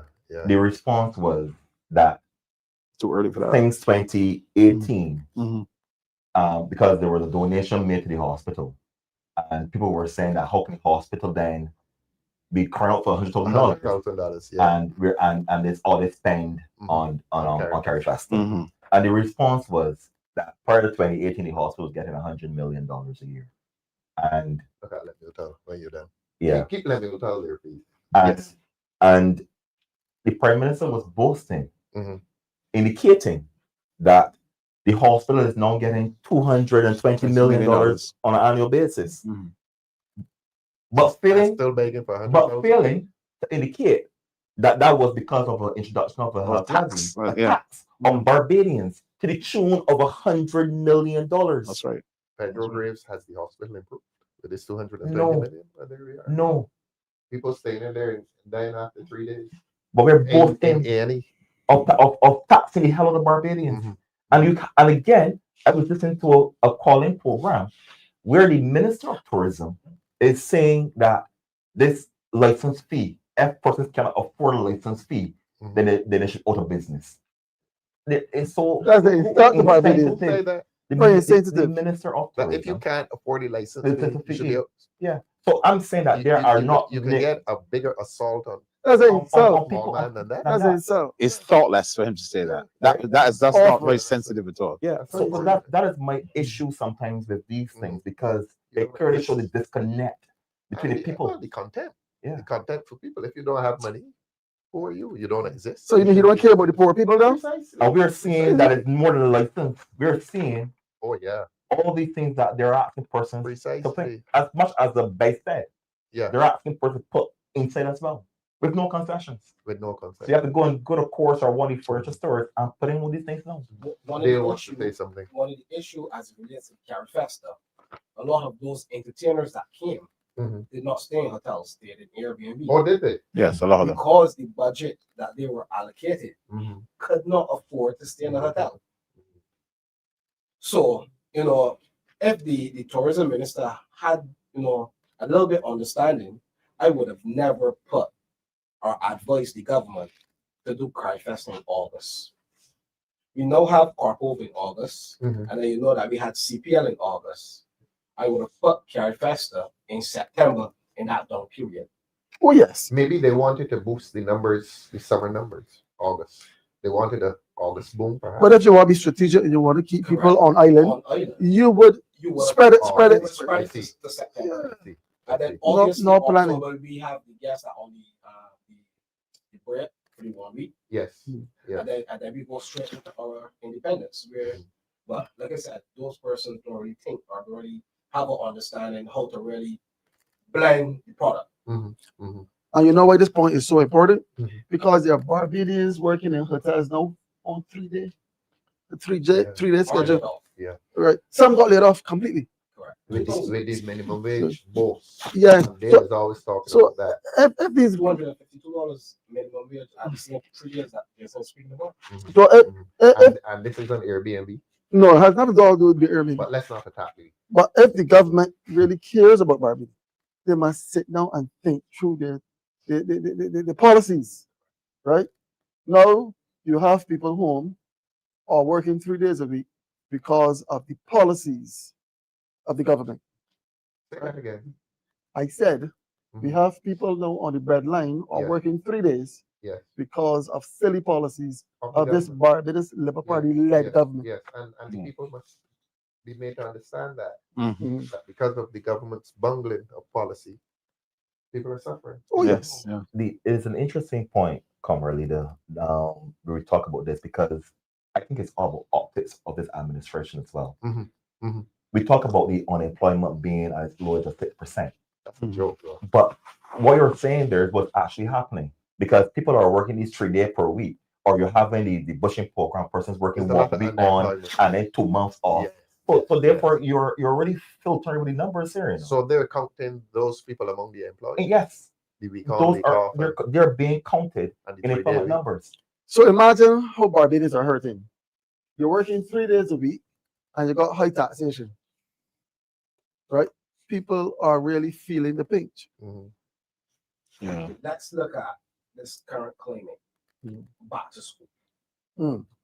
We have a lot of hotel workers being laid off. Like I said, if they would have put the Carry Festa in September, Mhm. we could also contribute to our people as relates to employment. Right now, we have over 2,000 people laid off. So a lot of children going back to school with no school supplies or not all school supplies. Check the primary schools, check the secondary schools. Yes. Do your survey. Dale, I want to ask you upon this. Mhm. The Airbnb guest, the average Airbnb guest, is he Caribbean? Is he American? Is he British? You have a mixture. A mixture. You have a mixture. Yeah. As a matter of fact, a lot of Europeans are so accustomed to Airbnbs and verbal Oh, I see. that they like the privacy. You don't have to say who you are. Right. You have anonymity. Mhm. You could have your own private space, fry your bakes, your cakes, your eggs, whatever, and be cocooned away if you want to be. And the Europeans love it. The Europeans love it. The Canadians love it, and it's something that they're accustomed to. You go to New York and see a fantastic Airbnb facility because they're cost effective, they're clean, and you feel as if you're living in your house in a country alone. And believe it or not, because of that, you get a better experience in the country because you're now in the space somewhere in a country, and you get to experience things that you would normally come in contact with: stores, cultural stuff, activities, cricket you talk about. But so the experience is a different experience in an Airbnb than you get in a hotel, and that's what some people want. That's what they want. Yeah. In addition to that, people look at the cost Mhm. because if I have a $5,000 budget, Uh-huh. I can only spend 10 days at a hotel. Yeah. If I have a $5,000 budget, Mhm. I can spend 1 month. 1 month. Barbados. Yes. Correct. Because you have the At vloggers Airbnb. Yeah, the Airbnb. Yes. If you decide you want to do If I Airbnb. decide you want to do Airbnb. No verbal. Because we have a lot of the vloggers come, Mhm. they vlog the hotels and they also vlog Airbnb. Vlog. Mhm. Yeah. What is that? Shoot videos and Oh. posts. A know, so- blog, a You do video, that? video blog. Yeah. Yes, yes. People, I am getting old. In 2 weeks' time, I'm going to even be older. Don't say it. I'm But old. we learn the word vlog. Vlog, vlog. So you have that clientele that also follow these people. So they definitely want that authentic Barbadian experience. And we are the most expensive Caribbean. That's right. We are. Yeah, we are. But apart from Bermuda, after Bermuda, They're then off- they're Barbados. off New York. Yeah, but they're right. That's yeah. To strengthen the point that Rowe is making, Dale. Dale. Oh, okay. What is happening is you have Barbados is the hub. So you have person from the region who come for their visa, etc. And they're only here for a day or two. Yes. And as sometimes you can get, you're paying for the visa, so you can be denied. So they stay in the Airbnbs at a lower cost. Yes. And as I mentioned before, you also have the families of Barbadians who come back for New Year's, crop over, Christmas. Right, yeah. Those are the persons that I see from my research also using the Airbnb. Yes. Yes. Ralph, I realize that the more I look at this situation, I realize that Barbadians are really at this stage being compromised. And I'm believing more and more, I want to repeat this again, that the Democratic Labour Party, the candidates that we have, and the work that we are doing for the Barbadian people. And I want to commend you.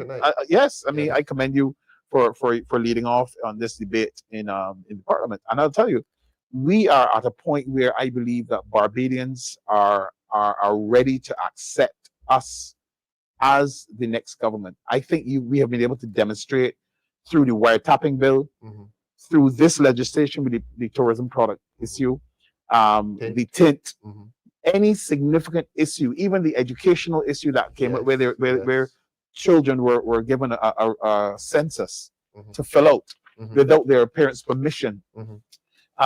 There's so many issues that we have interrogated and brought to the fore and fought and won. Power. And I think Barbadians are getting the message very clearly that the Democratic Labour Party is ready to lead them and to look after their best interests. And more as we continue to do this, I don't think we have to work much harder to send the message that we care about Barbadians, we care about the retiree, we care about the old person, the mother, the taxpayer who's the taxes are breaking your back, right? And that's one of the other things we are going to promise, that we will relieve the taxation burden that Barbadians currently have and give you more spending money and so on. When we get, are we going to tell Barbadians that we will remove this legislation from the books? I think that we will protect this emerging part of we will protect it. We will make sure that the quality of the Airbnbs and the private facilities are up to par. It would be remiss of us not to ensure that the quality is where it should be, is high. But we will guarantee them that. But we will make sure that you will still continue to earn your money. And this will not be a zero-sum arrangement where the government makes little money and you make no money. Because this is particularly what this legislation was about to do. And will we also say to the big hotel sector that maybe we get taxes from them and we protect them as well? Yes. I mean, right now, nobody will be disadvantaged. Of course, Definitely. Yes. We will protect this emerging sector. Yes. Average Barbadians. The Democratic Labour Party is a party that's known for fighting for poor people, fighting for Barbadians, the ordinary Barbadian, right? And we will continue to fight for the ordinary Barbadian, because for the Democratic Labour Party, it is people first. And we look at the masses. We don't look at just a few people, the interests of a few. Right. We represent the people. Yes. Yeah. And we're not just saying it. We do it every week, in our blogs, in our writing to the media houses, when you're in Parliament, in the Senate with Senator Walters and Senator Worrell. I mean, the reality is that we bring the issues and fight on the behalf of Barbadians. I mean, and I'll tell you the truth, a lot of persons have been hoodwinked for many years. In the last 7 years, some Barbadians, some of them have not used the same skill that they judge a DLP. They haven't used the same skill to judge the BLP. And if they use that same skill, they will realize that right now, when you look at the $60 million that went missing in Hope project, the $26 million, the vaccine scandal, right? There's so many things that if they were interrogated properly by Barbadians, they will realize that this government, there are a lot of questions. There are a lot of questions, and there are not very many answers. And I think Barbadians are waking up and smelling the coffee, and I think they realize that the pendulum is swinging in the other direction, which is towards the Democratic Labour Party. Barbadians are swinging towards the Democratic Labour Party. In addition to what's going on, we have to look at the cost of living. The cost of living in Barbados is breaking the backs of Barbadians. I am sure that we are going to revisit that. I think we have to look at that. We have to. Because when we look at that, let's say we lower that. Right? And Barbados, listen carefully, tell your friends. The Democratic Labour Party, we are going to look at the taxation in Barbados has gone up a lot. Right? So we're going to have to lower that. And with the lowering of that, the prices in the supermarkets will come down. The cost of to buy land in Barbados will come down. The cost to buy a car will come down. The cost of medication will come down. Electricity will come down. Water will come down. The Democratic Labour Party is a caring government. We understand your hurt and we want to help you.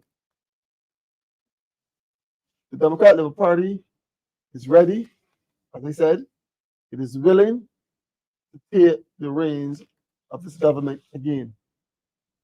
When the time comes, cast your vote for the Democratic Labour Party. You know, we've been in a contest with the government over economic performance, economic figures. And we were saying for a long time, the economy is not buoyant.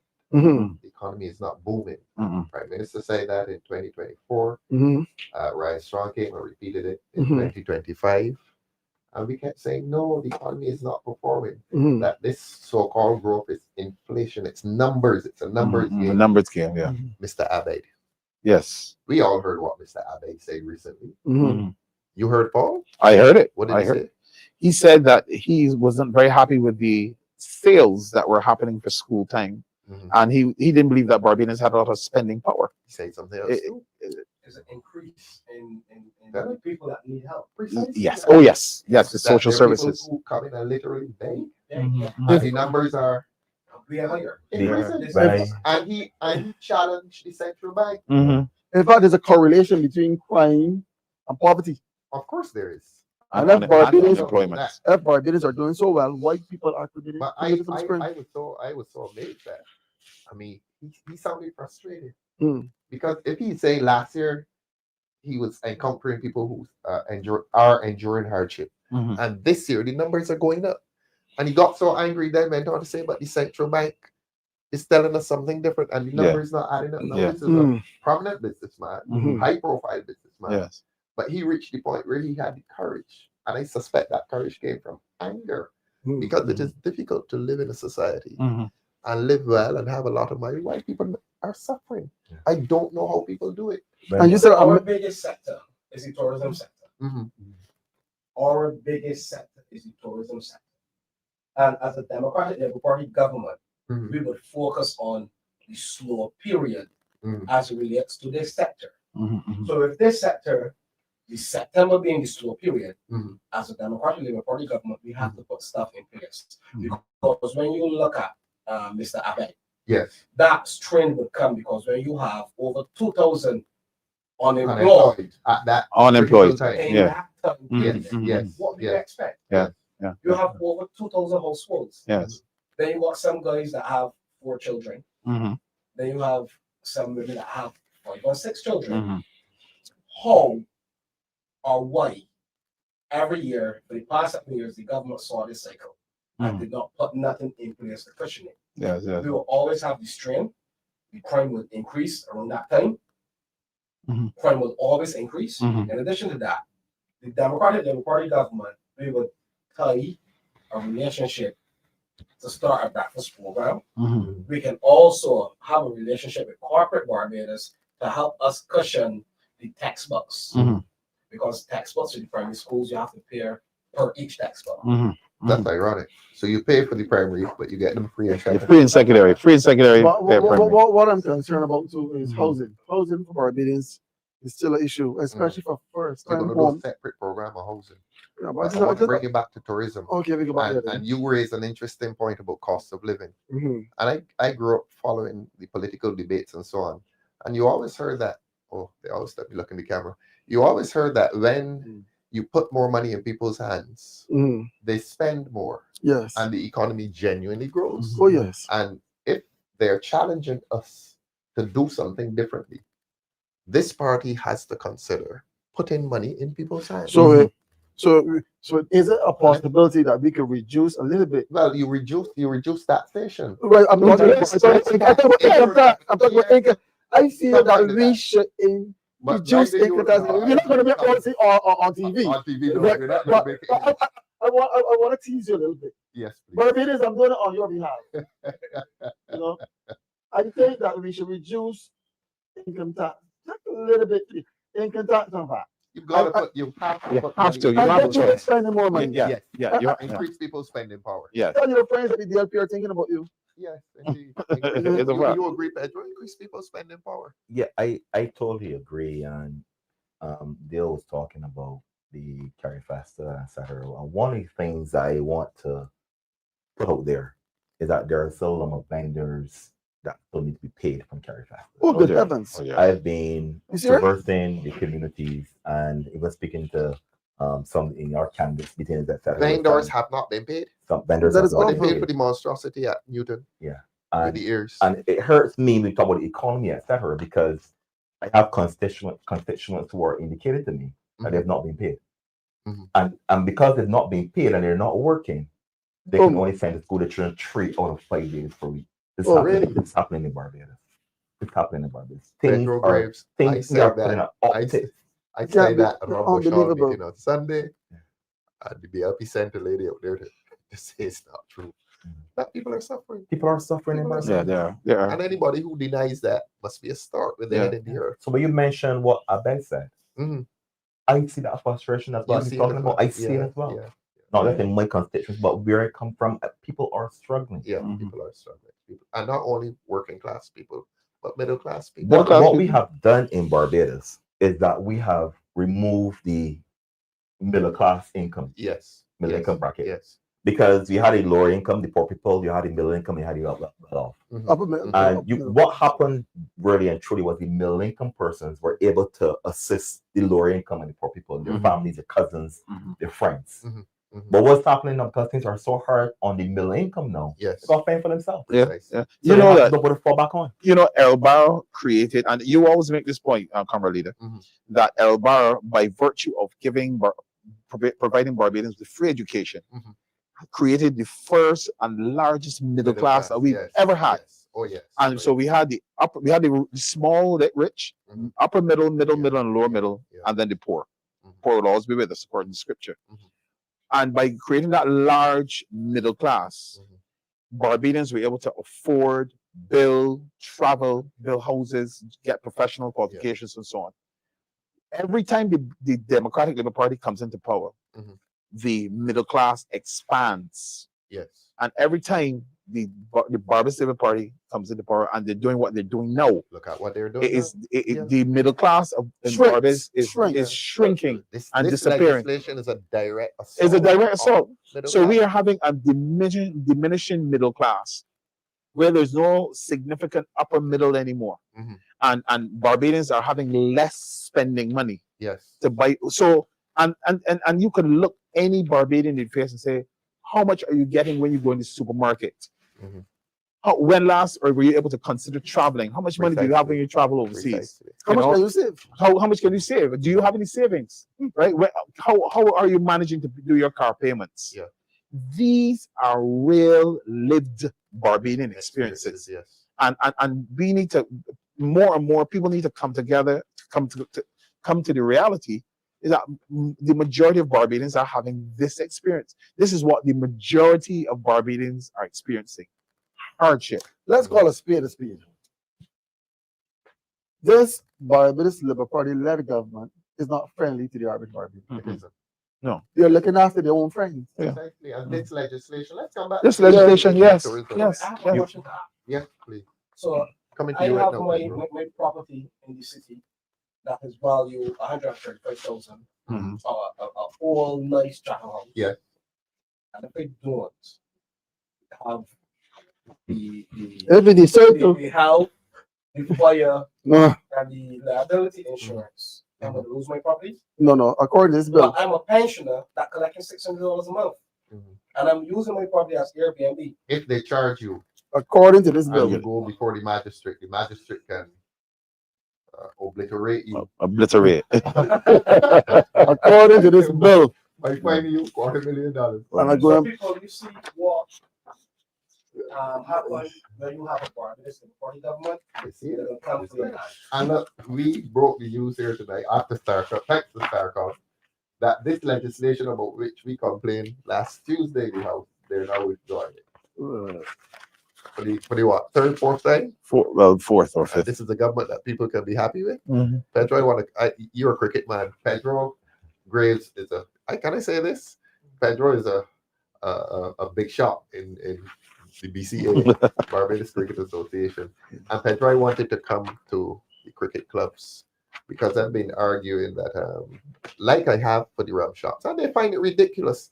They think that it is a ridiculous statement to say in Parliament that rum shops that cater to tourists should get concessions, and they find it funny. It is not funny. These are people running establishments that contribute to tourism. And if the big people are going to get concessions, give the rum shops that cater to tourist concessions, the cricket clubs. And I've argued this there as well, and they laugh and call me all kinds of names. But I'm going back every Tuesday. I have said to them, look, the tourists come here and you see the mini moke, and it pulls up at Dover, it pulls up at Isolation, it pulls up at St. Catherine. Well, they don't have many mokes now, and the tourists get out and they're so fascinated, and they go to the bar and they circle the field and they're taking pictures. Should not the BCA have a marriage with the government tourism to protect, to give some incentive to these cricket clubs? Because the English tourists are coming here and they want to drive into the countryside, Paul, and see these cricket clubs. Yes. They want to see England replicated, except that it is under sunshine. Should not the cricket clubs attract the same kind of protection from the government? Yes. I recall a couple of years back, the National Sports Council invited clubs to apply for. Who invited? The National Sports Council. Really? Yeah.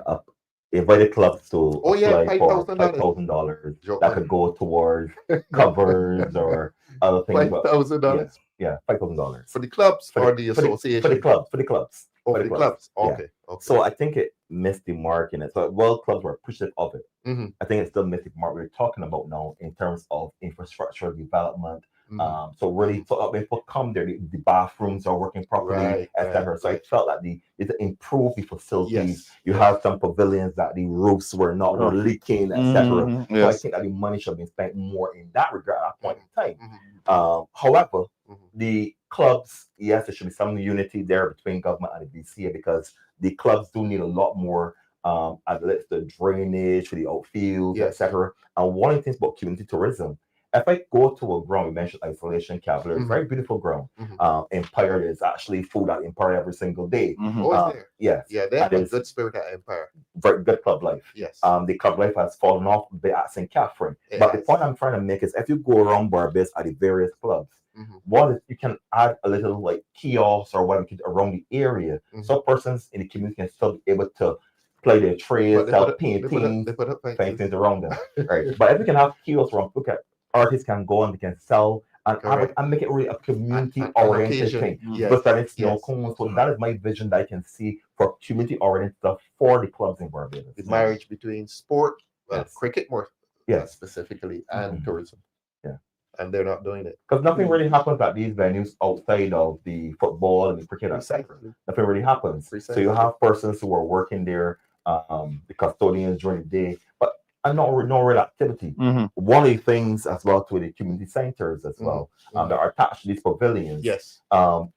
Once you have those things happening within the community centers on weekends, etc., can invite tourists down to the same things and make it spectacular within the communities. That is why cricket is so important, So because the important. main thing on weekends at these clubhouses Yeah. is cricket. And I And can't it's not say that. being protected. I can't say that, however, about community centers, if not issuing the plea. And when this Democratic Party comes to power, Yes. if the BLP admission does not do it before we get there, there must be a community center in St. James South. There's none. There is no community. There is no community center Such a going heavily populated in area. St. James South. And the St. James South branch has already You earmarked identified an an area. area. You're not telling them. Not yet. Not yet. They're going to put down one. Yeah. But in fact, I can tell you, it would benefit the community. So if they want to go and put it down, I'll stay. We've identified the area opposite West Terrace. But it came from you. Yeah, You know, yeah. tell us. So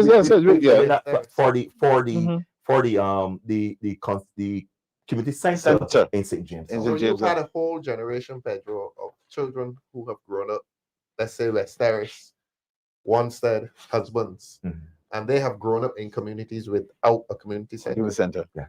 Yeah. I grew up in Grisettes, and I did not know Grisettes without a community center. Yeah. And What they it's did not have, fair. It's some of not the fair. best cricketers in Barbados all came from just going down Holders Hill, the Holders, pavilion, yes. right? And that's one of That's the only what it things is. that we can boast in your community. We're on Buttonbound. We're on one side of the road and on the other side, and we have a synergy. that's the synergy. We have a synergy. So that's why he knows about Wendy's. Wendy's just out there, you know. A shot on a prospect. Yes, you know.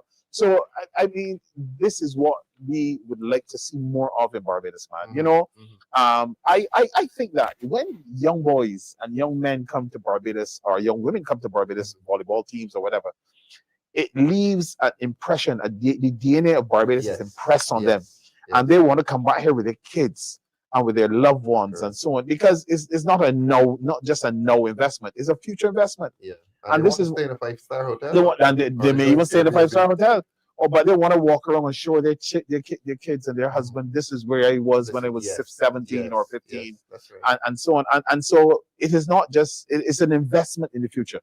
And this is something that we, as a tourism product, must also look at, making sure that the product is something that people want to come back to and come back to repeatedly. Well, let us we started on tourism, let us end on tourism. We're out of time. I want to ask every one of you, you're optimistic for tourism in Barbados? I'm Who's going first? Yes. You're optimistic? Yeah, You think we have an industry that can survive with good policy? I think our product could evolve and be even better. And be even better. So you're optimistic. 100%. With the proper management. And I mean governmental management. That's where the Democratic Labour Party will do it. Because the Barbados Labour Party, they're tired, they're exhausted, and they do not know how to manage a good tourism product. We don't need to spend $500,000 on a slogan. We need to spend that same $500,000 either at the Harmonizing Institute to help the young people in the hospitality sector and other areas in Barbados. They want Pedro to read Liana Bell. That's the name. Liana Bell. Liana Bell. Things are so grim that I see big men on the regular having to credit a corned beef cutter or a bread and two and a drink costing no more than $5 because they can't afford it on a particular day. I am hurt. That's happening in Barbados. Yeah. I'll tell you this. One of the things that you will see it daily happening in is in Bushell. Really? They say Michael Northeast. That's where we held our meeting on Queen Sunday. Bishop. You can see someone going there and purchasing $1 in cheese. It's the reality of where we are today. Pedro, I was up there on Sunday when I say that people are sucking salt. Can I quote you from your meeting there? Somebody get vexed. Yeah, please quote me. You said that you stand on land which was once a king ground. That's right. That's correct. And you said that it is probably coincidental that these taxes are to be called plantation taxes. Okay. All right. Tell the viewers if you're optimistic for tourism in your wrap up. I'm optimistic for tourism under a DLP-led administration. Because clearly they have shown that they cannot get it done. We saw the 4 CEOs, probably ministers, about all these changes. I am optimistic under DLP administration. Jason, they're going to come tomorrow and seek to applaud themselves. Oh, we brought it to the public and we've withdrawn it after the public protest. That's what they're going to come and say, as they've done for everything else. A cabinet of 20-something persons, and you cannot get legislation correct. You're not consulting, you're not thinking, you're spending too much time on private jets between here and Africa to talk about one blow kill old cow. Well, that's my slogan in St. Peter's over here. Anyhow, I'm not going to let Barbadians forget this, though. You see this bill here? It was designed to cripple the ordinary Barbadian who just wanted a piece of the pie to open a small Airbnb to pay tuition for a child at university or to help with a mortgage. And what is so reprehensible about this piece of this bill, I can remind you, Section 4, subsection 1. it states, and I'm glad that they Mhm. repeal it before it even got up there. No person shall operate or advertise tourist accommodation without a tourist accommodation license. Far from putting somebody in your tourist accommodation, in your little Airbnb, if you dare advertise it, this DLP-led administration was going to destroy you. They were going to make sure that you are fined $250,000. That is $250,000 just because you want to make yourself a little better off. I'm going to stop there. I'm not going to talk about anything else. I want to leave that with Barbadians because we have to understand who we are dealing with. This is not a caring government. But the Democratic Labour Party is not going to sit idly by and allow people to unfair ordinary Barbadians. Correct. Because it's unfair legislation being drafted here. It hurts me to the core to think that grown people, ordinary Barbadians, these are not some foreigners out there who making laws for us. These are Barbadians hurting other Barbadians. And they must be called out for the nonsense that they're doing. Thank you. It makes me want to vomit just to think about this nonsense that they're doing. Thank you. Paul, the most appalling statement that we would have heard is that if you can't pay these registrations, you have no right in the business. You're optimistic for the future of tourism? With this, what the minister said was very distasteful Yes. And contemptuous. and insensitive. And insulting. I don't know where his head space was when he was making that statement because he could not have been thinking of Barbadians. And I think it is time that we get it right. I think Barbadians are realizing that the government is really not getting it right. And I believe that the Democratic Labour Party will get it right. And we have been getting it right most of the time. We've hit some sixes, some goals, and I think that we can continue on this trajectory and bring back to Barbadians the type of solutions that we need for things like tourism. And the last thing is, I would say, this government has not been listening to the experts in the field. They do not listen.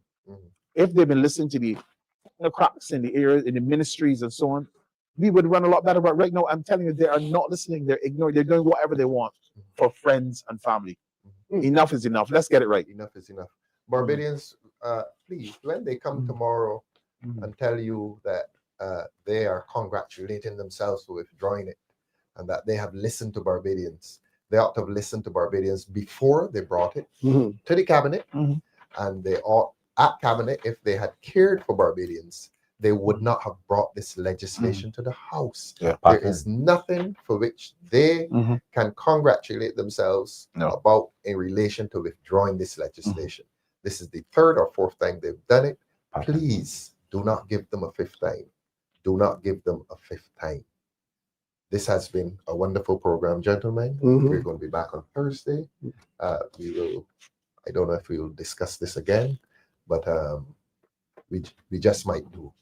Have a good night. God bless you. And please listen to the song that follows. Thank you, gentlemen. Thank you.